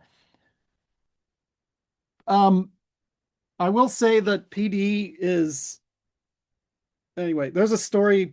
All I'll say about PD, there's a story behind the name and it's not just pure data. There's another. So anyway, if you buy me a few drinks sometime, maybe I'll tell you what the story is. Yeah, so PD is basically a re-implementation of Max. Once Miller Puckett kind of sold Max off and wasn't his anymore, he still wanted to work on some of this stuff, and so he kind of wrote his own, and it's PD. So PD is also really great. Yeah, Max has always been okay. So that's the end of the comments. Any other questions or anything? I guess, Jess, we can go into random talking time. Yeah, if anyone wants to just unmute and we can kind of have some open discussion, this would be a good time for that too. Lots of great comments in the chat. Yeah, Thank you, I hope these are everyone. getting saved somewhere. Yeah. If you want to save the chat, everyone, just click on the 3 dots on the chat and click Save Chat. And there's, those couple links to Max and making your own Max Live devices. Really good stuff in the chat. So thank you, everyone. And thank you to Michael for this incredible presentation tonight. I'm glad everyone enjoyed it. Mind is blown. I'll try to have more pictures and stuff next time. I realized I probably should have had more pictures in this talk. This was great. Thank you. All right. Yeah, and thank you everyone for your questions. This is awesome. That was great. Thank you. Oh, no phone save chat. That's okay. We'll save it. We'll save it for you. And yeah, these are some great comments. Okay, so I'm looking up I'm gonna look up OSC router here because, like I said, I have not heard of OSC router before. Yeah, it's a very, it had an old life, and then ETC Labs has some. I mean, that GitHub organization has some interesting things that they. I don't know who there is just throwing these out there. Had an interesting, very stale life a long time ago, and then the past year they've gone absolutely crazy. They've added just all sorts of wacky conversion stuff. Somebody You got the know, bug. you want to convert MIDI to POSA stage net? I mean, like, why would you want to do that? Who knows? But No, they make tools. It's not, yeah, what you do with them is your problem. That's all. That's perfect. right. I love stuff like that. I have my own projects that do similar things. I've been pretty close friends with some of the Figure 53 QLab folks, and just the wild stuff I've shared with them of like, you want to ring up QLab on an analog phone. Who wants to do that? Some theater folks do. An analog what? Exactly. Like an old Exactly. COTS phone? Like Yep. wow. Yep. Convert That's convert analog to SIP. Convert SIP to OSC. Done. how did that even work? Like like they're sending, I guess you could like sending audio over OSC. That's or just doing SIP Oh, connections over OSC. just to like you could do like DTMF or touch-tone dialing, stuff like that. Just whack. Wow. Very weird. Like to me, it seemed more like museum exhibit-esque kind of Yeah, but who things. doesn't love that? I mean, oh, I don't know. I love that stuff. Yeah, I've got a couple whack demos I've shared with them of those kinds of protocols that should never interact with each other. I'm gonna go ahead and share this screen here because this is kind of fun. This is really fun. I don't know if everyone can see this. This is OSC router. So it looks like you can just set up all of this, have it respond to this looks really useful, actually. I'm gonna play with this. Yeah, I think it's their kind of response to what used to be this piece of software called Osculator, Oh um, yeah, I think I have heard of I vaguely which remember which that one, has died. The website's gone offline, and as they do. uh, just kind of. But it was a similar kind of, you could convert OSC to other OSC and remap addresses and do all sorts of wacky things. Yeah, this looks awesome. I think they even have a little JavaScript runtime in there that you can execute. Yeah, I've started a couple of times on projects like this for MIDI. But yeah, why limit it to MIDI? It shouldn't just be MIDI. Yeah, I've got a couple of my own personal projects that do similar things, which is the reason I've written a couple of OSC implementations and things like that. That you want to convert MQTT to MIDI. Sure, I don't. Why How's the not? real-time performance of that? Is it my impression of MQTT is that it's actually quite slow. I don't know. I've never really tested it. Although I have encountered a couple in our exploitation of like positioning systems that use MQTT for like real time positioning. So it's, Okay. but most of those are like industrial, where I doubt, you know, Yeah, it's probably not super half a fast. second is going to make a difference between whether your forklift runs into the wall or not. Oh, that's not real time. Yeah, that's that doesn't count. Right. Cool.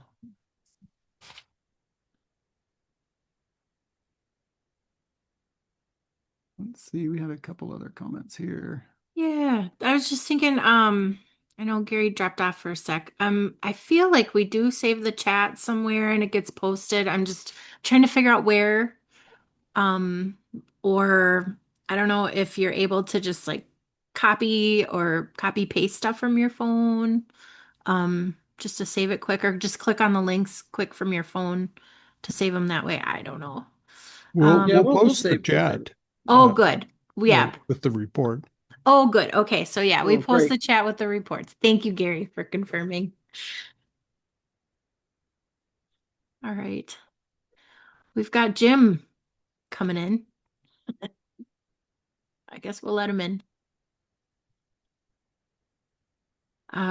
Great. Some people And have all the fun. yeah. Hi, Jim. Welcome. We are just kind of wrapping up the meeting now. So we're in our open chat. Got it. Okay, thanks. Yeah. But feel free to ask questions if you have any. Now is the time.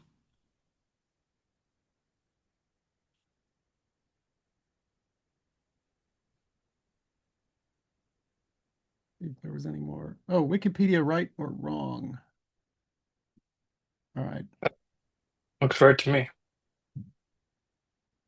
Which thing would be wrong? I think OSC 1.1 is also where they're like, maybe we shouldn't have named it sound control. Yeah. Yeah. I don't know. That's why you just call it OSC. Let everybody else make up their own meaning for it.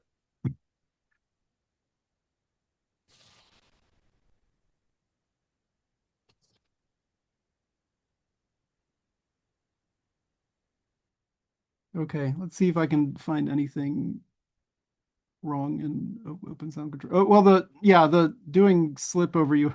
So if you, I'll say again about the slip over USB thing. So with slip, you would be wrapping OSC messages in slip, which is pretty lightweight, sending it over TCP, which would then be supported by a TCP stack. TCP stacks tend to be kind of huge. That would be on an IP stack. And over USB, that would be over an Ethernet stack, which would then be over a bulk endpoint. So you'd have like 6 layers before you actually got to the OSC. If you do UDP, then it's just OSC, UDP, IP, Ethernet. I guess you only eliminate one. Maybe it doesn't matter. But getting rid of TCP is a pretty big win, I think. But why would you need the IP stack in there at all? I mean, there's no network requirement of OSC, but there's not. But the reason is that without like your computer already understands how to talk IP over Ethernet. If you are trying to run, like it doesn't understand what to do with UDP directly over Ethernet. It doesn't understand what to do with OSC directly over Ethernet. Like if you want to get OSC into an application, it has to come through a socket. And unless the sockets in your OS are going to be working over some kind of IP protocol. They're not. I mean, it's possible that you'll have other things, but they aren't going to go. I mean, you could do OSC over serial. There's no problem with that. You totally could, but then you flip encoding. Okay, but if you do, the thing is though that the programs that you want to get OSC into are looking for sockets. They're, with the exception of, I think maybe Super Collider could deal with OSC over serial, but oh sure, yeah. I mean, if you aren't dealing with your own control software on the other side, if you don't control, no, if you do right. control both sides, why bother with any of it? Just send OSC directly over bulk endpoints. That would be the way to do it. Right. But then you have to have both sides, and you have to have right. But then you're ultimately going to want somebody to be able to send an OSC message to you via anything else, Yeah, you still would have to reroute it. So I mean that's why IP tends to kind of, I mean, it is frustrating a little bit because why can't you just send OSC over USB directly? I've actually, I was working towards that a little bit a number of years ago, but again, the problem there is that if you implement that, now you have to have a special API just for sending OSC over raw USB. And who supports that? that doesn't exist. Nobody supports it. You'd have to Yeah, get you. everybody to That's it. start saying, "Oh, here, use my special OSC API that I'm now going to support across 10 versions of Windows," or I mean, it doesn't work. Whereas Right. if you're over sockets, you don't have that problem. So yeah, it is frustrating. I think what's really needed is a more general way of sending these kinds of things over USB. Right. There's a Like, core MIDI. There isn't a core OSC. Yeah. Yes, that is absolutely right. Yeah, MIDI is part of audio, and there is an API for that. So yeah, that's exactly right. So yeah, it would be great if there was. Yeah, maybe we should write to Apple, and I don't know, they probably patent it or something. But the yeah, it's yeah, maybe the way to do it is to get it into the audio class, the USB audio class, have it send OSC packets. So Yeah. I I don't mean, know I what the think it MIDI all comes back. 2.0 people would say about that, but I think it all comes back to your bullet point about, no governing body. there's no that's true. Yeah, there's no governing There's body. nobody that's like nagging Apple to be like, hey, it'd be nice if you included this in your. Right. Yeah, and it's not that Apple would never do it, but um yeah, I mean that's But how would they do it? and how What would they spec do would it? they You'd have work to have off the of? The standards non-existent committee. one? Yeah. So I think if something like this is going to happen, it either needs to be somebody like the MMA would actually have to take it up, which they won't do, by the way. And or there needs to be some kind of new thing like the OSC committee or something. But I don't know if OSC is even the right way forward, to be honest. I think there's some other directions to take things in a way. Maybe something, I don't know. There's many directions things could go, I guess. Yeah, If I mean, I anybody's think it all interested depends in on what forming your. an organization or a committee, I don't know, maybe keep me in Yeah, I mind. think it all depends on what your objective would be with the. You can't say protocol.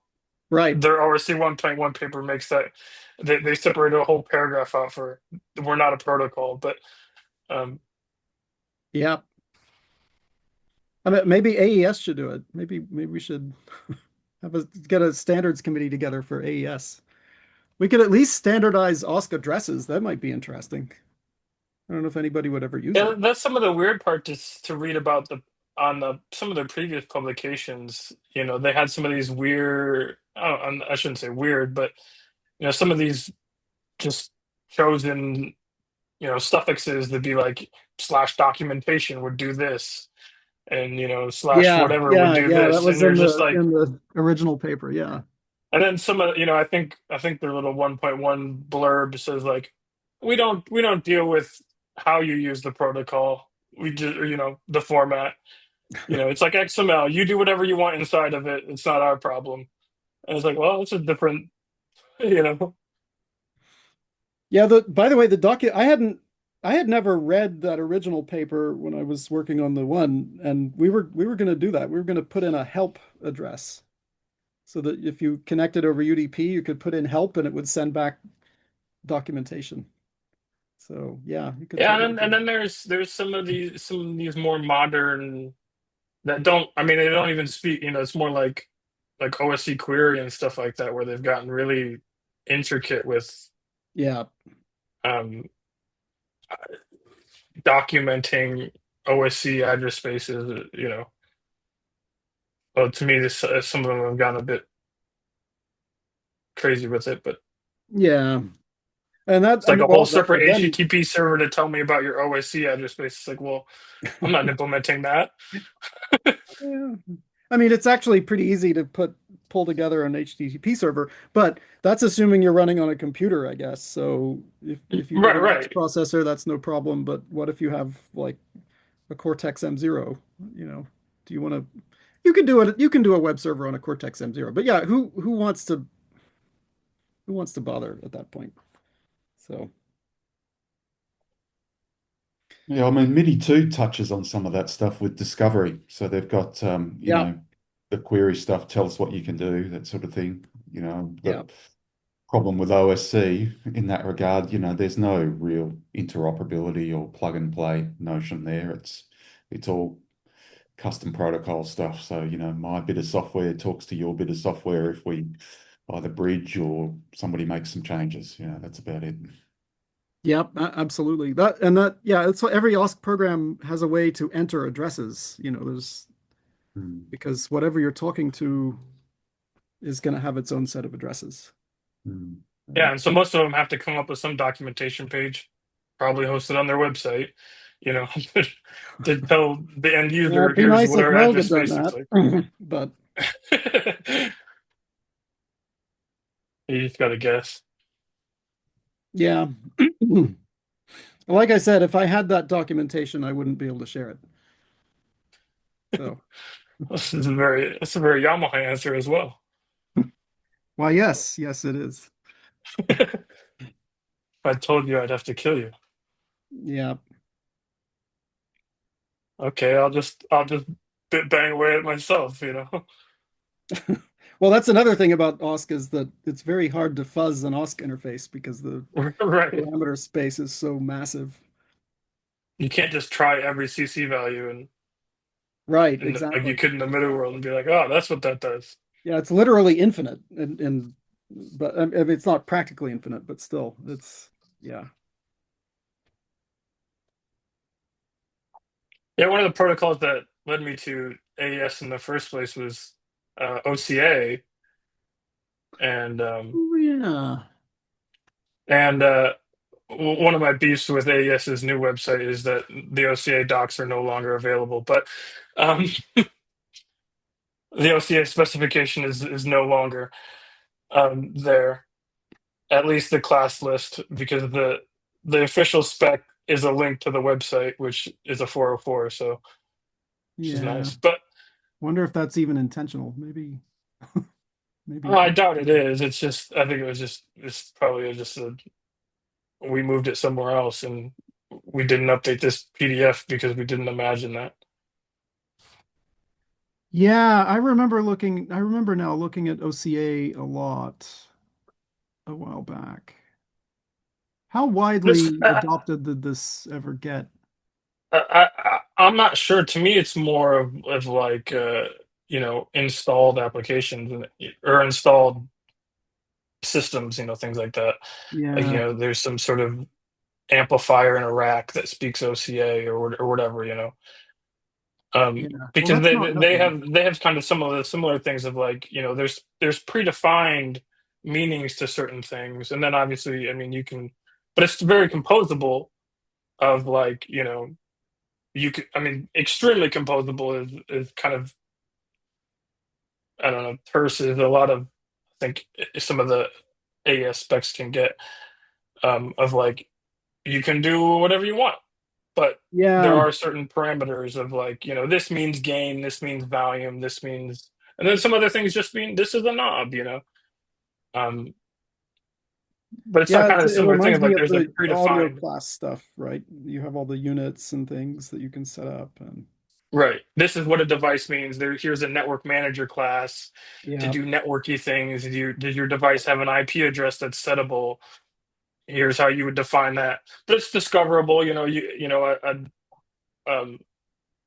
A controlling application can hit this device and then go, oh, this is all the things I can do to this device. If someone has some sort of UI, you got your Crestron panel on the wall, you can go, oh, here's a slider now I've auto discovered from this device. And you're like, oh, cool, I guess. Well, that's always been the great dream, right? You can go to the network port and it tells you what all the controls are, and then it automatically comes up with the user interface. And right. I don't think anybody's really ever cracked that one. Aside from literally like serving a web page like the Motu stuff does, I couldn't help it but look up OCA because I'm curious. I'm looking at it too as well. Yeah, that OCA Alliance, when you click on that, it acts and looks just like our new AES website. So maybe that's related because it has all that info. Yeah, so maybe AES is actually, behind hold on. this OCA Alliance, Well, I mean, it's AES 70 is the standard. Hmm. Behind it was OCA, and then it got formalized as AES 70. Um, actually, now that I opened an issue with some of the OCA Alliance guys, and they're like, "Well, we'll talk to the AES." You know, some actual AES GitHub account responded, and I was like, "Well, we'll talk to the IT guys and see if we can find those documents." But and some of them actually seem to be resolving now. Glad you So spoke up and said something, Joel. That was good. Because it's just one of those things that it's like when and someone relays out an entire website. It's like, did you remember that you know 2018 PDF spec had a link to the website because they didn't want to put an entire XML docs inside of a PDF or whatever. Hmm. So the phone number on the OCA website is Washington, actually. Is there anybody here at the meeting that knows about this, or maybe we should be calling them?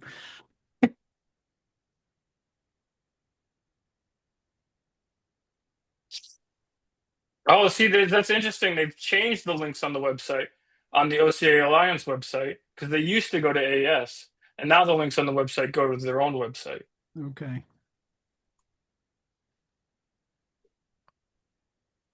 Let me see if I Well, can find. this is a governing body, so Yeah. Yeah, this is I what have OSC the needs.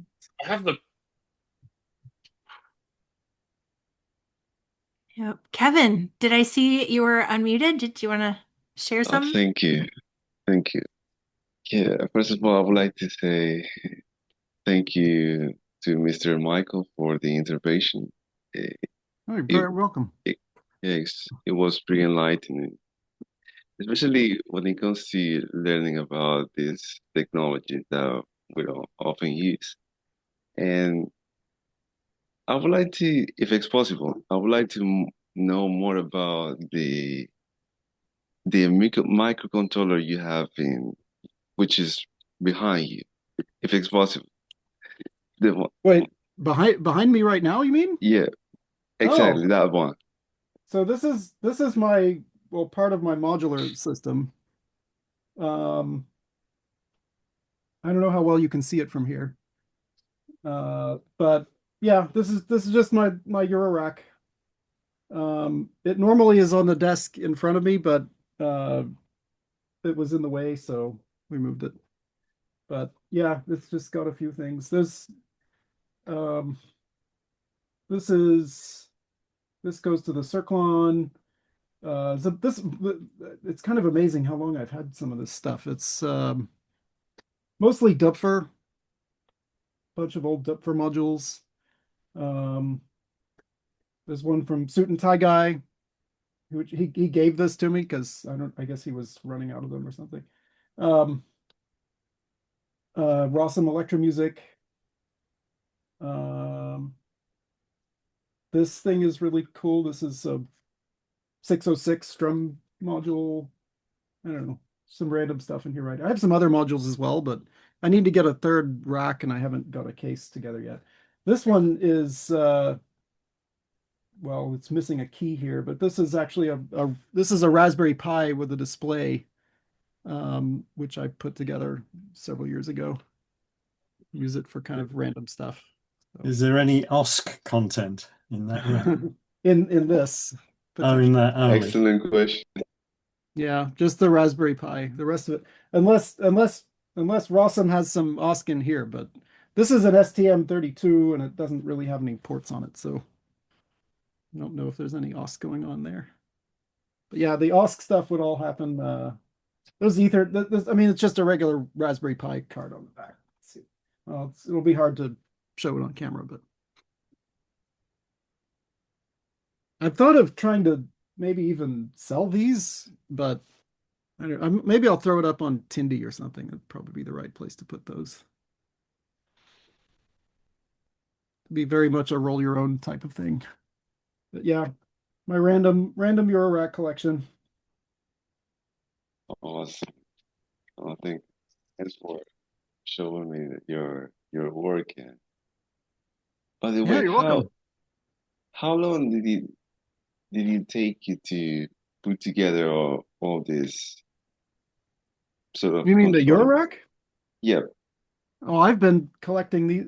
I got my first Eurorack stuff back when I was living in LA, so that would have been probably 2011, 2012. So yeah, I've had this now for about 15 years.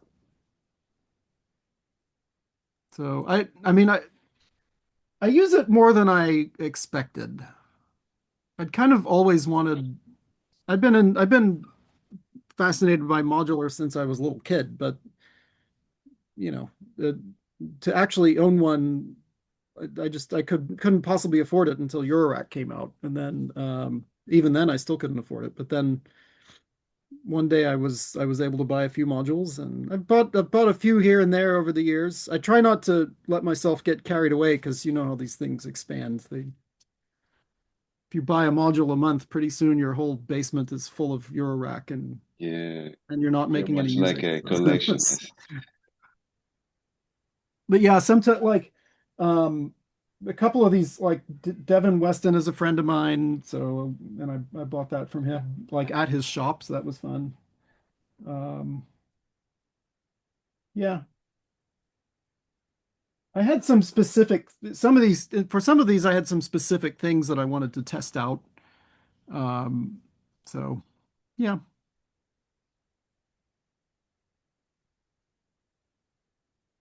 Cool. Dave Quick is asking, he says, thanks, Michael Ashton. Tell us about your company. Oh, my company. Okay. All right.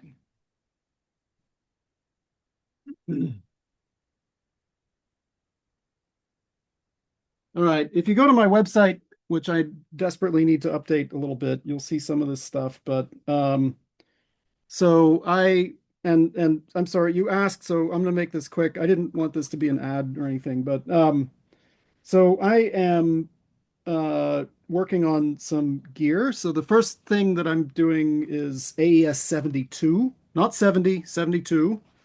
And that is where uh we are basically abusing Ethernet cable for analog audio. So one of Yeah, the products. Hmm? I actually didn't realize AES had a standard for cat snakes. They do. Yes. Yes, they do. Yeah, it's AES 70. Well, it's kind of a standard. So, okay, so story time because we're in random talking time. So, if you look at the AES 72 standard, it describes how to pin out 4 audio signals over Ethernet cable. But they don't give one pin out. They give like 6 or 8. I can't remember how many. It's like all these different combinations, and they say basically we decided to take a survey of the industry and find out how people were already pinning out these cables, and here they are, and you can make up your own mind. Well, so I talked to one of the guys that worked on the standard, and he said, yeah, we absolutely could not reach an agreement on a pinout. And like nobody was giving any quarter and the deadline was coming up. So we just said, screw it. And we're going to publish all of them. And so if you want to know which one to use, it's type 1M. That is what we at Ashton Research have standardized on. And that's what you should standardize on too. Okay, but so I've got a little line of these adapters that or this is actually a patch bay, but the theme of all of these Tetra Patch products is AES 72, and down the road we're going to do some other stuff as well. But these are patch bays, so they're all mounted on this rack tray, and so basically each one is 4 channels of patch bay, and around the back you've got AES 72. So this carries 4. Or I'm sorry, this one carries 4 analog channels, and they go straight to these rear jacks, and this one goes to the bottom ones on the other side. So that's probably clear as mud, but basically it's just a regular patch bay where the top is normaled. So signal comes in here, goes down, goes out, unless something is plugged in that interrupts the connection. So yeah, and you can get. I'll sell you these individually, or you can buy a whole rack of them. And I guess there's also a mounting system, so you can put these on here. So anyway, that's the stuff I'm doing at the moment. What would be the application for that? It sort of makes me think of Dante and so on, but obviously it's Yeah. Dante, it's analog. So Well, it is like Dante, except that my channel count is much lower and my latency is far better and also I'm more reliable. Dante can, in theory, can crash. So it's because it's just analog. So the thing that got me excited about AES 72, like if you see back here, you can't see, yeah. So these racks go down a little bit. There's a lot of stuff here. And wiring that stuff up is a pain. I've got some keyboards over there as well. And so trunking all of this stuff around a studio gets quite expensive. You need snakes and things. But if you can use Ethernet cable instead, you can save quite a bit of money. Because with the latest versions of Ethernet, it's like Cat 8 and it's shielded and so you can carry balance signals for balance signals. They're sharing a ground, but that's fine. So yeah, but if you're going to put this in a rack, because it's all kind of mountable, you can either screw this into the rear rails or you can glue it to the side or whatever. Wire up everything internally and then trunk it out through an Ethernet cable to the other side where maybe you have another adapter. These are patch bays, but I've also got these adapters, and I think I'm actually sold out of a couple of or one of them at the moment. But anyway, they're on the website. Interesting. So yeah, it's all about AES 72 at the moment. But like I said, I'm working on some. We're right now cooking up the next set of stuff. I've still got a day job, unfortunately. So, but if enough people start buying these things, more products will come out more quickly. So that's the goal. So yeah, if anybody has questions about that, drop me a line. I'll be happy to talk your ear off.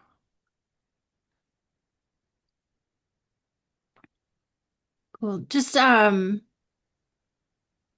a couple comments. Just wondering what AES 72 is all about and what. Oh, channel count is 4. 4 channels. So I'm answering a question in the comment here. Yeah, so 4 channels per Cat 8. I'm sorry, go ahead, Jess. I interrupted. No, you're good. And then just continued chat about the docs situation on the website. So yeah, that's the same as it was before, right? If you remember, you could download the standards for free. I mean, that's the whole reason it could be, but the links are completely different, as is all the web operation.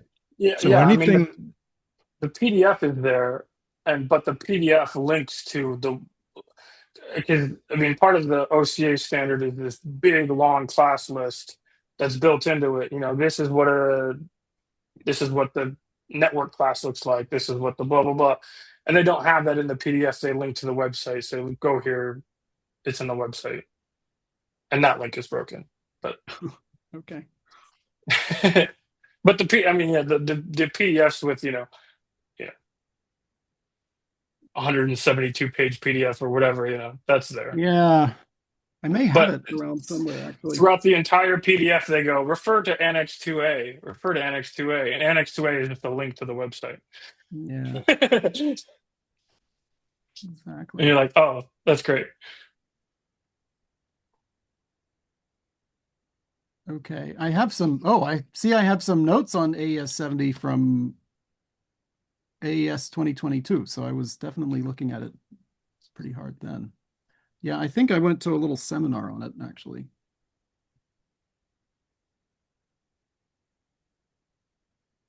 Yeah, I think I was looking at it for an application at that time. I think I wound up. I actually talked to one of the guys. And he's like, "Yeah, don't use AES 70 for this. Use something else." So, like, okay, yeah, it does seem quite focused on installed sound and that sort of thing, which is yes, definitely it is. Whereas, like you said, like OSC can be anything. Doesn't have to be sound related. Doesn't have to be. Yeah, it doesn't have to Do be whatever you sound. want. Yeah, it's not really specific. It is, yeah, it is sort of interesting that it hasn't really shown up outside of the audio world. I guess people just don't really know about it. Also, I guess for a lot of industrial things, like you mentioned MQTT, which is also has kind of a hierarchical space. And then there's stuff like yeah, their topics are very slash, yeah, tend to be. They don't have to be, but yeah. But it has wild cards built in. I want to subscribe to anything related to this / whatever. I've occasionally wondered if they were looking at OSC actually, because MQTT was. I think it's got an older 2000s, history, yeah. but it's Yeah. an IBM product, I'm pretty sure. Yeah, it was a couple of guys at IBM. Built for monitoring oil pipelines, which is wild, whack stuff. It's interesting that IBM were doing that sort of thing. It doesn't seem like a very IBM-ish kind of. Well, I guess that's 1999. 1999, yeah. Oh, SCADA.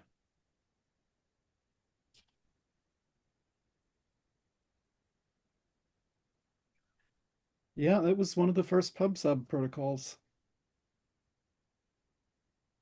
I feel like I hear about MQTT a fair amount nowadays. Like it actually seems to have. Yeah, I think it's one of those, there's tons of those pub sub things nowadays. Yeah.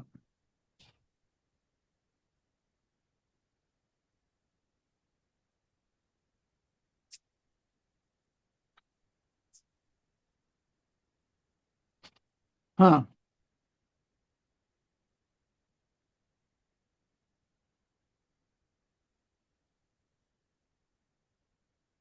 Oh man.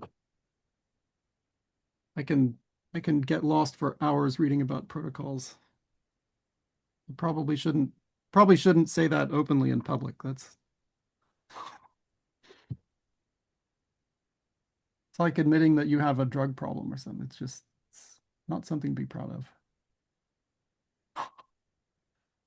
Let's see. Okay, somebody asked, this focuses on live sound. Do you want studio?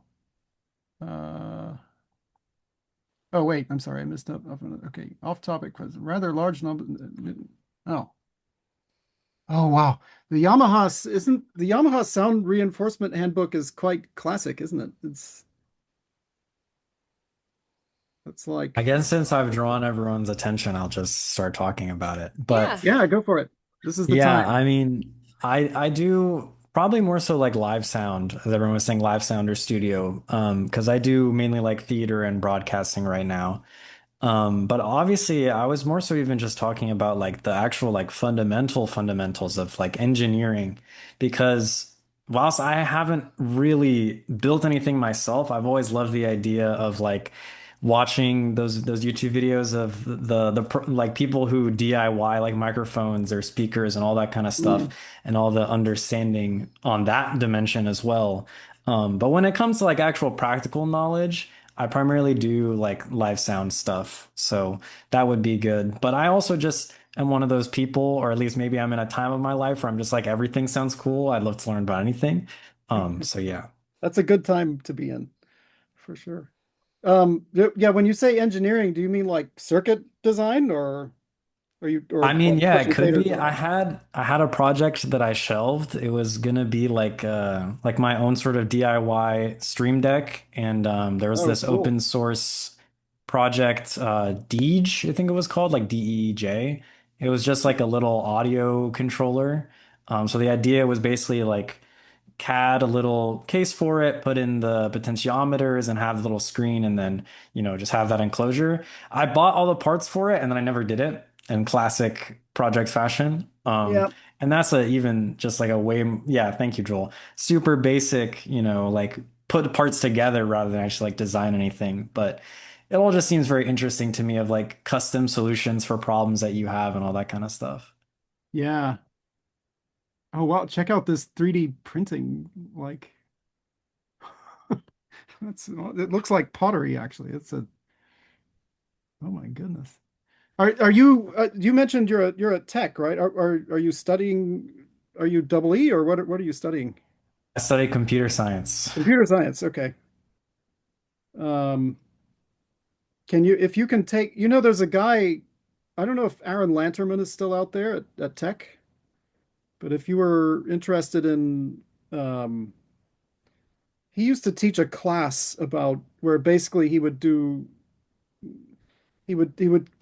synthesizer design, kind of. He would take people through a lot of those circuits, which is a great way to learn electrical engineering. And I don't know if you have the opportunity to take a hardware elective.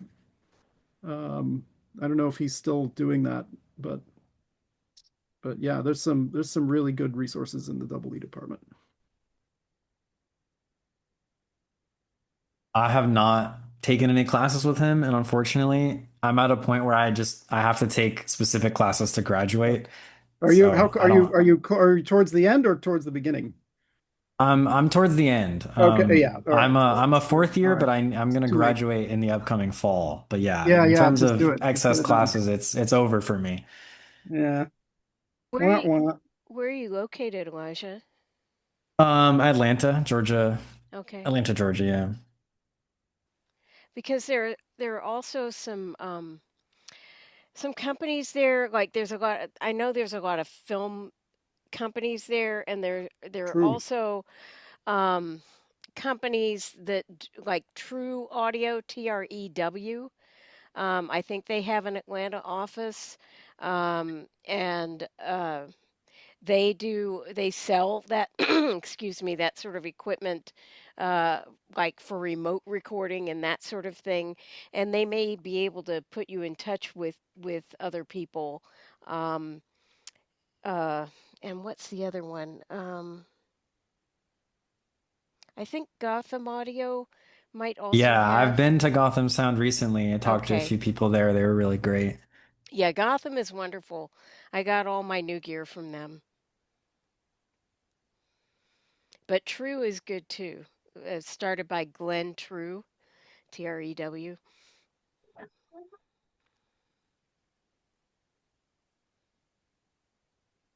Man, I guess how long, let's see. I last lived in Atlanta 27 years ago, so I assume it's changed a bit, but I've been back a Maybe a couple of times. little. Huh? Maybe a little. Actually, the last time I went to Tech Campus, I was a little shocked at how little it had changed. Like, I guess I was expecting to Really? find it unrecognizable, and it really wasn't. Like, Oh, yeah, not really in that way. But I mean, even just the time that I've been on campus, they've built a whole bunch of stuff. Like they're about yeah. to open up massive new dorms on West. Oh, They really?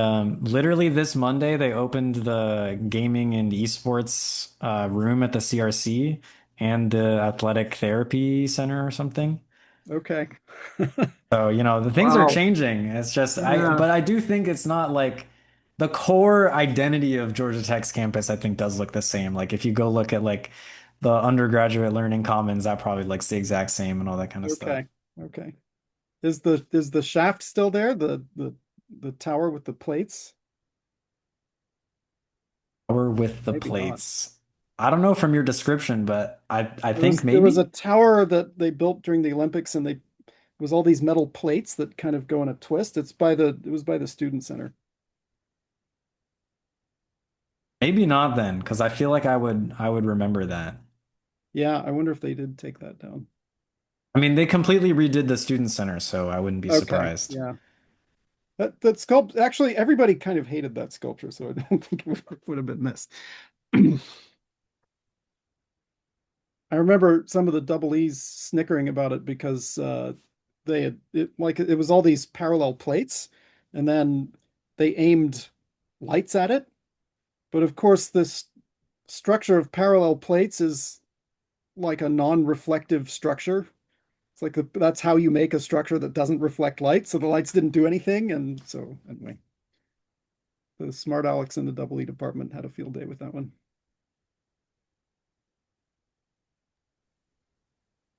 Elijah, I just dropped a bunch. Sorry, they're Amazon links. It's just the fastest way to look them up. But those are some books that really helped me back in the day when I was learning, and they're updated editions now, but they're very much relevant.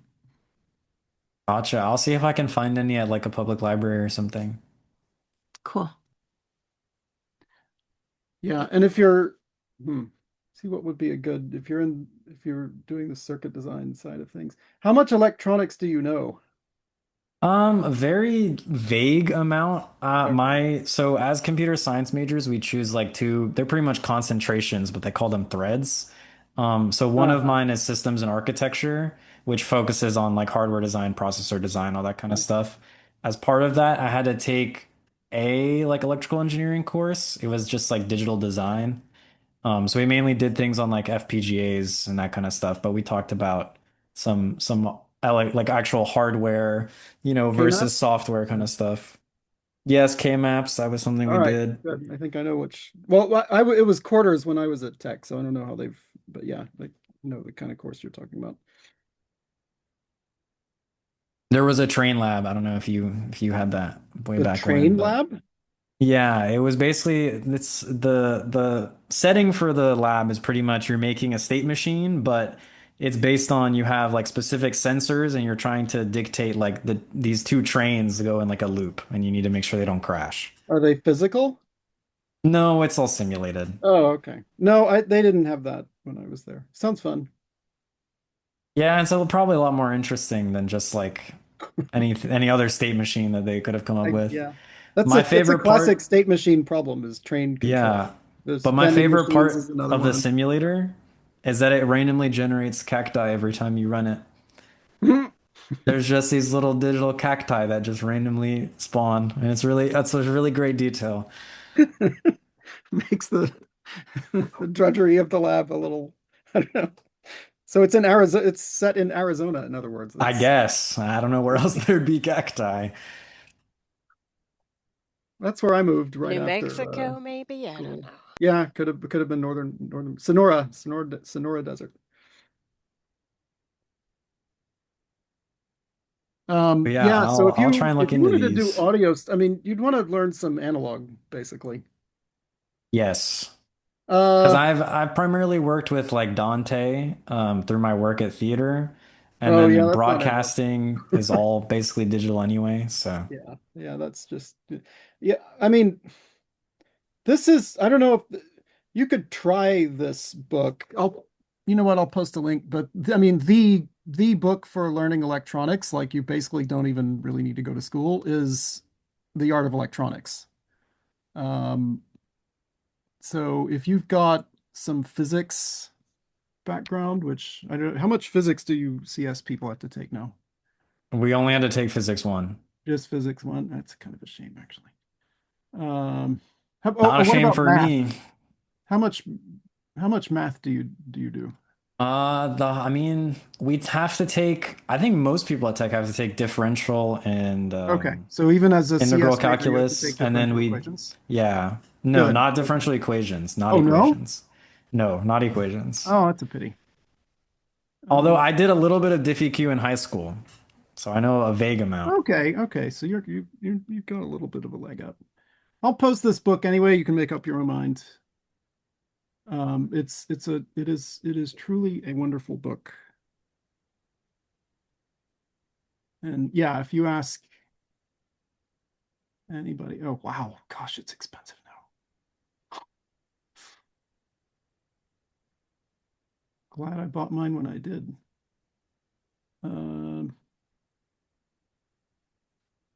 Okay, more Amazon.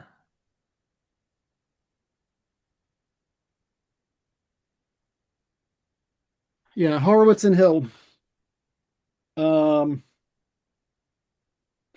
I think Yeah, some for audio, older you also want some DSP. I don't know if you've studied any of that, or just signal processing generally is very helpful. I think some older versions of The Art of Electronics are free on the web. It's not the latest Oh, version. that's possible. That's possible. All right. Well, it's up to you. You can spend $125 at Amazon or get it for free on the web. So. Up to you. Man, hard choice. I figured I owe these guys my career basically, so I really didn't mind spending the money, but That's it was, fair. well, Maybe it was when once I'd I been make some long out of money, college, so I'll buy it after. So yeah, you know. once you get rich and famous, you can toss these guys a couple of bucks. Yeah, for sure.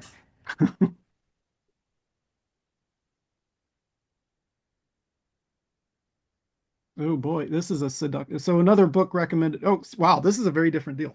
Electrical Engineering Without Prior Knowledge. Understand the Basics Within 7 Days for $11. All right. That's It's a good sales pitch right there. Sure is. I don't believe Just it a for a word minute, to the but wise of you'll want to avoid putting your fingers in any sockets. That's a good call. I mean, you get what you pay for, you know? I personally think that having messed around with electric sockets is a sign that you are destined to become a double E, but I definitely had You an mean experience if like you that once. survive the experience? Assuming you survive. Yeah, assuming you survive. So that happened. My uncle stuck a sterling silver knife into an electric socket and somehow got the crap shocked out of him when he was a little kid, and he survived, and he became a power engineer. Actually, he became a power double E. So there's something to it. Well, that'd put the fear of God into you. Gave him some respect. Yeah. Well, he had other reasons for respecting electric power later. He went to the Westinghouse test facility once, and where they would do high pot tests on switches, and these were not like light switches, but the kinds of switches that are switching 12 phase 100 kiloamp power, and they would make them blow up basically. And he said they ran this one test, this huge switch about the size of a refrigerator. They said they turned on it was in this room with like this super thick glass, and he said when they ran the test, it was just boom, and it was gone. The whole switch it literally just disappeared just when the smoke cleared. Now you see it, now you don't. Yeah, that's electricity. Yeah. It matters. And electricians get together, they always talk about what's the best shock you ever had. Yeah. It reminds me, I was recording a show A one friend time told and me. go ahead. I was just going to say, I'm not speaking from experience, possibly. Yeah, I was recording at a show and I asked the engineer where to plug in my power strip because I had my mixer and recorder and other stuff I needed to plug into it, and he pointed to a rat's nest behind a refrigeration unit which was full of wires, but he told me to plug in my power strip there. So I did, and I plugged in the AC for my mixer, and when I plugged the mixer in, when I plugged the mixer AC into the mixer, smoke started coming out of the AC unit, and that was it for the AC unit. Wow. Totally fried the AC unit. The good news is that the mixer itself also, in addition to running on AC, was battery powered. I always do that, always have a backup, and which enabled me to actually record the show because I just got a battery and put it in the mixer, and away I went. And it was like, okay. And amazingly, Guitar Center actually had an AC for that mixer in stock. Whoever would have thought? You would have thought that would have been a special order, but they had one, so I picked it up the next day. Do you remember what kind of mixer it was? Yeah, it was a very small, like a 10-channel Behringer. Ooh. It was very portable. It was really small. Yeah. Yeah, I mean, all you have to do is say Behringer, right? And it's like, oh yeah, okay, the one with the smoking AC unit. Yeah, right, okay. One of those on the shelf right now. So. If I knew then what I know now, that's all I can say. You know. Most people learn about Behringer sooner or later. Wait, Can I get some insight on what's the big deal? With Behringer? Yeah. Oh, wow. Uh, Well, a lot of their stuff, I mean, they've actually been sued by Mackie for creating knockoffs of Mackie mixers I mean, and who selling haven't them. they been sued for they've making basically knockoff been stuff? sued by everybody. Yeah, yeah. Like one way you know that you've made it in the audio business is if Behringer is knocking off your stuff. That's you have truly arrived if Behringer Some is of them knocking. are so. I mean, they could make a knockoff without making it so one to the real thing, but they don't care. I think Interface like it's some synthesizer, kind of like their compulsion. synthesizer Like world is hilarious. they have to do this. It's Yeah. wild. Well, Yeah, they they couldn't it's design anything original if you put a gun to their head, probably. I mean, well they have, but then the guys that actually do it leave. So right. because They Uli is a design psycho. one thing and then leave. That's what. So the DeepMind actually was the synthesizer that they did a number of years ago, and it was actually pretty good. We actually got one in at Moog and played it. It was quite impressive, but it had been designed by so Behringer bought Midas, and it was those guys that did the DeepMind. And of course, as soon as they were done with it, they all left. So, and they weren't really allowed to finish it properly. Like it was they as soon as it was making noise, Uli made them put it out, and it was a shame. Well, finishing it probably costs money. Finishing it costs money, exactly. So does hiring engineers. So, but Yeah. uh, But I don't I know. will say though, like for a lot of up and coming bands, they'll use the X32 racks out on tour to mix their That's true. ears. Like it is an affordable entry point for tools and but how long it lasts might be a thing. Preamps might not be as good. You get more what you pay for, but you see a lot of X32s on like club tours and The X32 is probably the best thing Behringer ever did. Yeah. And that it was actually somewhat original. Yes, I mean it's been around for like what, a decade plus? Longer than that. Yeah, 10, 15 years. Mm-hmm. And when I was And they working finally with like made themselves come out with a wing or whatever. It was It's like bound we'll to do. happen. Well, Uli is he's psycho, but he's a very talented businessman. And yeah, I mean I that mean there's a whole reason the why whole he's umbrella of Music Tribe has gone insane. It's just yeah, no, they're huge. I mean I it's hard for me to respect what they do, with the copying and everything. yeah. yeah.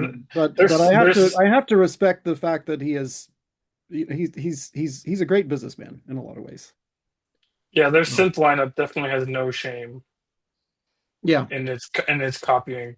Like I said, I mean they could do, one for one button knob placement. I mean, you can't even try to put this knob over there just to say it's not this exact same. Like no. Yeah, they get away with whatever they can get away with. And I mean, like I think they started to do their little Eurorack things when I was still at Moog, and we were upset about they were upset about it at first, and then it was like, you know what, they're not even in the same market and they're just drawing attention to us. So the main thing is that Behringer will attack your trade dress. And the way trademark law works, if you don't defend it, you can lose it. Yeah. So Yeah. this is You the have to real go to reason why court. Behringer gets sued so much is because they're basically doing trade dress infringement, and you have to defend it. So Yeah, so they just got that whole Klon lawsuit over. I'm sorry, which one? The Klon guitar pedal. Oh, yeah. That I mean, The Klon Centaur was the guitar pedal, but they made an identical one called the Centaur. Yeah, I mean Exact same one of layout, the first color things Behringer knobs, did. logo. Yeah. And it was crazy because the lawsuit came out and instantly every music store had a different copy with a different logo on it. It's like you knew they already had that in the back pocket waiting for the lawsuit to drop. Yeah. You know, because it's not like the company's like, oh, let's get another design out in a week. It's like, no, they had that just waiting. Yeah. It's I don't know. And there was a place where I once worked where my manager was working there, and they they gave him an offer he couldn't refuse, and so he left, and he went to work for Behringer, and it was just a matter of months before he couldn't take any more.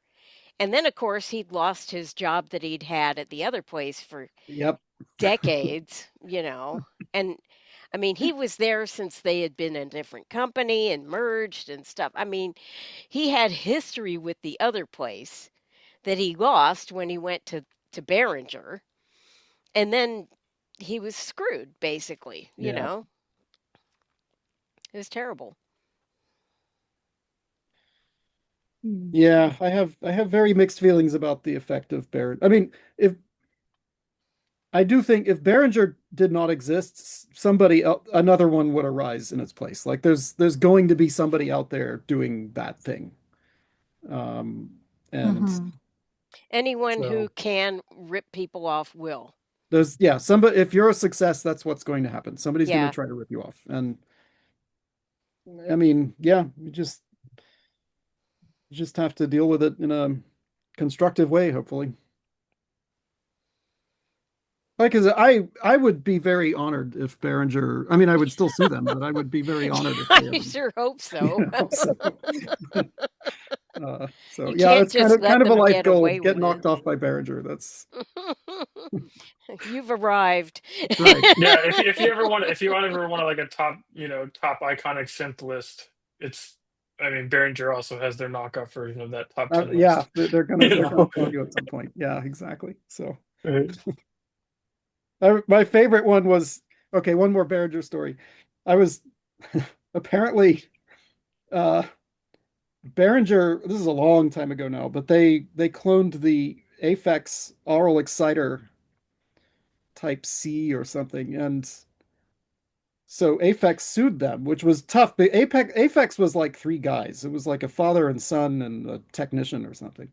But they scraped the money together, sued Behringer, and they found out in court that the Behringer service manual, they hadn't even replaced the logo. Like they had literally stolen a copy of the Aphex service manual and were just publishing it. And like that was they didn't even scratch it out and write Behringer. It was, I mean, obviously they stole the layout, everything, like down to the screws. They literally did no re-engineering whatsoever. I mean, they lost that one easily. Someone told me you gotta cover there's one product I heard about that the circuit board still had the original manufacturer's silk screen. I can't remember which it was, but it might have been that one actually, because they somehow got hold of the masks and everything, and they just stole it all.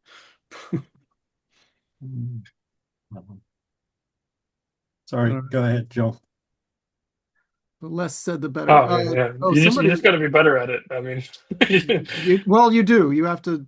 I mean, they can only copy, and so if you're making original stuff, that's more. And then, like, I mean, sometimes you kind of hinted at earlier. It's like they're selling to a different market. Those people likely to buy a 70% off Behringer version of your product probably were never going to buy your product. Yeah, they weren't going to buy a mini Moog. They weren't. I mean, it's and the other thing is that someday they probably will. Like if they can ever afford it, it's not like they're never going to buy the real thing.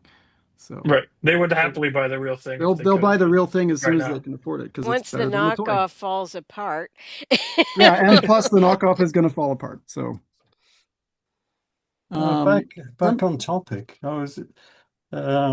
Stephen is posting a question about whether general musicians and composers care about OSC. That's what I was just about to read. Yeah. Oh, okay.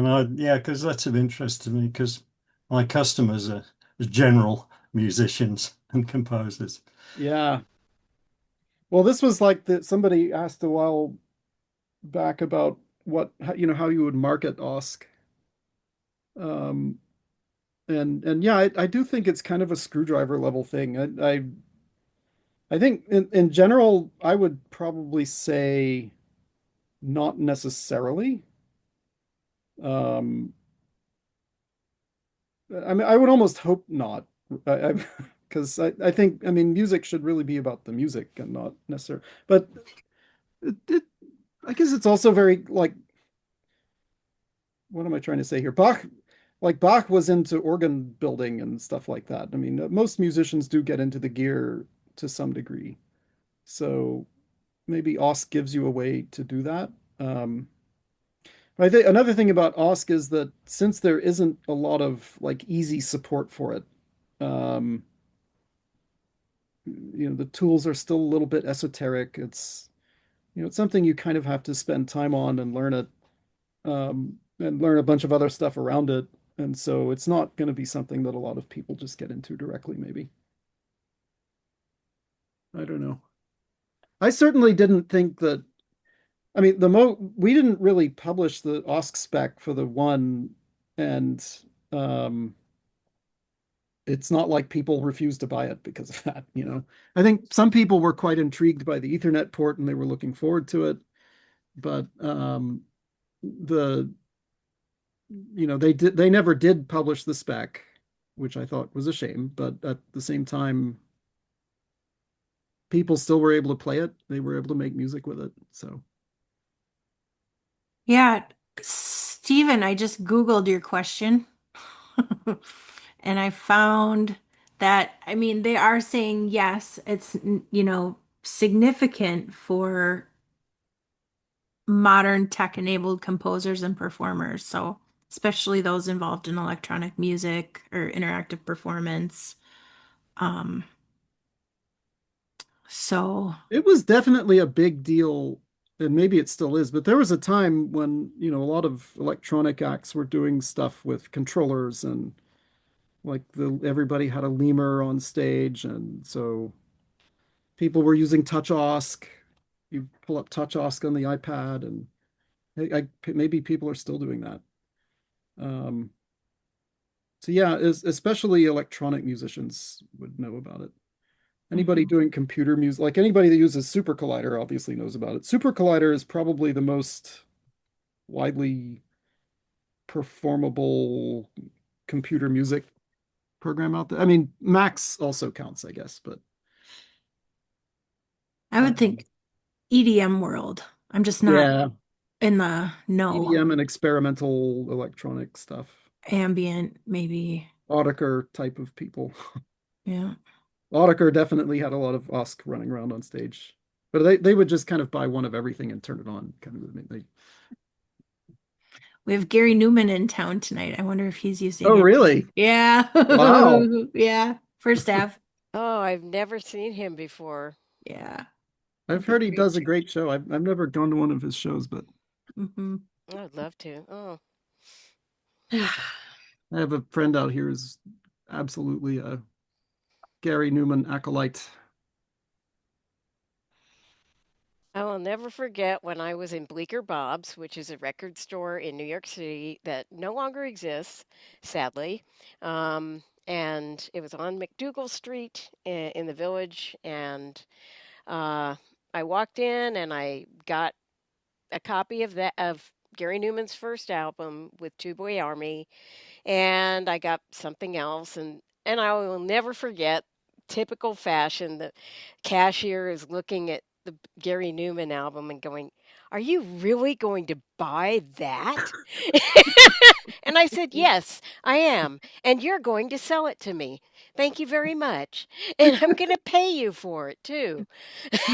You know, What's the response? everyone's a The proper critic, you response? know. It's, oh, that was what you expected at Bleecker Bob's. It's like the home of the snobs, you know. It's like, you're not going to listen to that, are you? Oh, come on. That's garbage. Come on.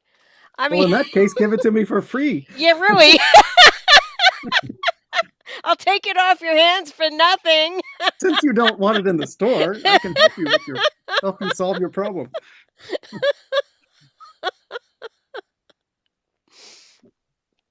God. And of course, I'm looking at other customers, and they're looking at me like, what Part of the else Bleecker is new? Bob's experience, I guess. Oh, it was. It definitely was. What else Be is judged new? for whatever you're buying. Yeah, exactly.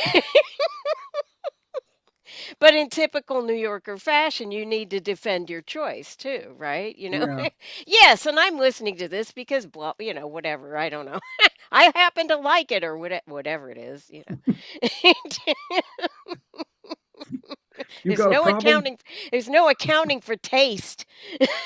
Right. But when you said Gary Newman, that was the first thing I thought. Yeah, that's a good memory. Oh God. Let's see. I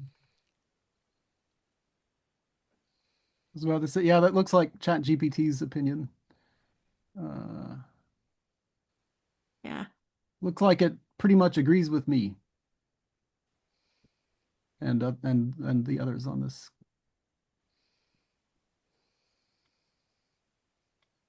Yeah, it's interesting. I've seen it, you know, a lot more of a prominent use in like the theater world as far as like the control side of the C and Yeah. OSC. You know, it's gained this kind of use instead of, you know, I want this computer to control this and that.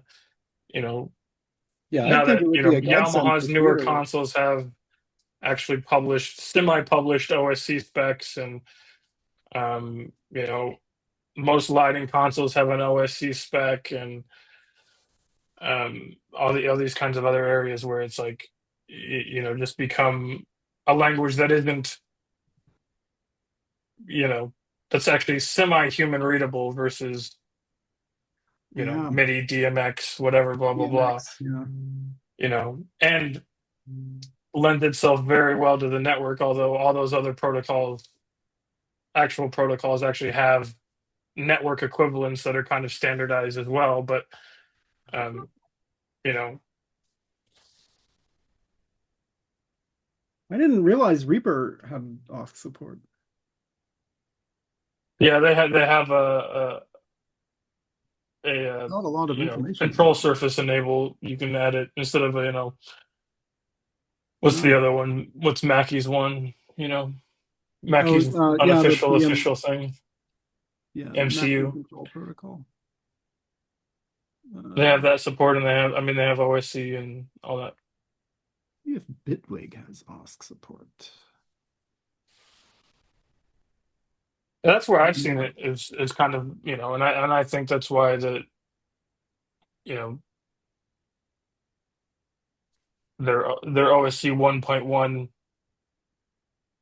blurb kind of, you know, says maybe the sound shouldn't, you know, maybe the S didn't stand for sound anymore, but Yeah, I was just echoing off that a little bit. I've written a few like AppleScript OSC apps for my theater, and it's mainly for making QLab either do like quick operations since OSC hits every single queue since it's just like a network message, and then also for getting our Ion XE to talk to the QLab computer and vice versa, so you can run the whole show once it's programmed just from QLab.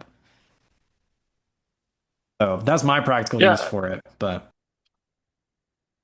and I think, you know, as software goes, QLab is probably one of the ones that does an actually pretty phenomenal job of implementing OSCs as far as, staying fairly true to the concepts of the, hierarchy, wildcard matching, and things like that are fully supported in QLab all the way.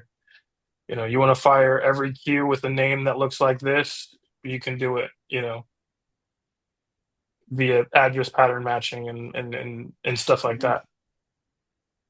And a fairly well published, documentation of what their address space looks like, which is generally probably the hardest part of OSC is, as you kind of said, like, and they do come to some of the liberties that you've said about, OSC, where it's like, is this argument a integer or a float, or is it a, and they're like, well, it can be an integer, a float, or a string. We'll do it all. We'll hate to do. We'd rather you do this, but if you don't do this, we'll force the other two into this. So, Yeah, that's what we did. We Right. did a general casting. I would do that again. That actually that came in handy. Well, I think it can also make up for the tendency of a lot of OSC libraries to just fully blow off the spec, Oh yeah, I mean, in you certain don't areas. necessarily know what you're going to get hit with. It's especially with Right. OSC being as ill specified as it is. Which, I mean, for the most part, the general parts of it will be there, and then all the vaguenesses in the spec will just be kind of, I don't know who uses I don't know who uses blob types and what they use them for, but whether your library supports them or not, it's 1.0, but I don't know. I haven't seen a terribly. I have actually. There is a published project that does audio over OSC that uses blobs very heavily for obvious Obviously. reasons, but that project is a pretty interesting look. I think I might have used blobs in one of the messages. So there was one for sending down expression engine programs. I think that might have used. Yeah, blobs I remember coming in handy every now and again. Yeah, I mean, they're just one of those included types that, probably should be there. I just want general byte data. Yeah. Why not? Yeah, I do. I'm pretty sure that But it's just a string with a length. Still got to be 4-byte padded, and it's still got to be, Yeah. Would be good during discovery to send down bitmaps of icons or something or other if you're building the UI from the device. Yeah, you could definitely. Yeah, actually, you want your scribble strips and stuff like that on a console or whatever. So the Custom little image? display and the little displays on the Moog One that show the waveforms, I think those were actually blobs. Because all of the like LEDs and stuff on the panel, I'm pretty sure those were OSC messages. And those would go out in these blobs, and then the displays were these little bitmaps, and they came down from the app processor. So yeah, I think I might be misremembering that. We might have had a different protocol for that, but I'm pretty sure it was OSC. Yeah, it would have been a blob. So yeah. Yeah, I mean, they've got all sorts of odd types that I don't think get used a whole lot. Color. Yeah, there's especially, the color they're all in one. 1.0. Color, MIDI. MIDI is an argument type. Yeah, that's right. That's right. And just some, I mean, besides the obvious, right? I want to send numbers. I want to send big numbers. I want to send, things like that.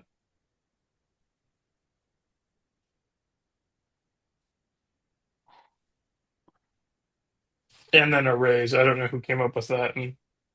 Yeah, arrays. I tried to use arrays once, and then I had to run away. That was a shame.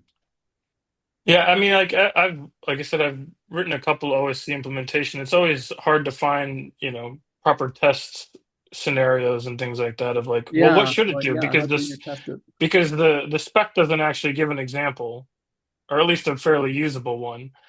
And so it's like I'm left to like how have other people implemented it, which is I think is probably one of OSC's like biggest I don't know if we want, someone said list some major, it said uses. I thought it said issues. I was like, you don't have to limit that to several. But just like, it always seemed to be like, it's like whatever was the most popular implementation of this vagueness in the OSC spec was what kind of wins, and it's like, well, but what did they mean? It's like, well, you'll never know. You can, and you could probably, if you want to go track them down and ask them, Exactly. or their emails are there if they still work. Well, I'm pretty sure Matt Wright is still around. All right. I mean, yeah, you can get a hold of him, ask what he thought, what he was thinking. But it goes back to the whole, there's not a whole, there's not really a whole group of people that sat down and argued about these things, or else there probably would have been this is what we meant by this. Right. There would have been 16 pages of the PDF dedicated to what they meant by array types, Yeah. Some of those things are solutions looking for problems. I'm sorry to interrupt. I do have to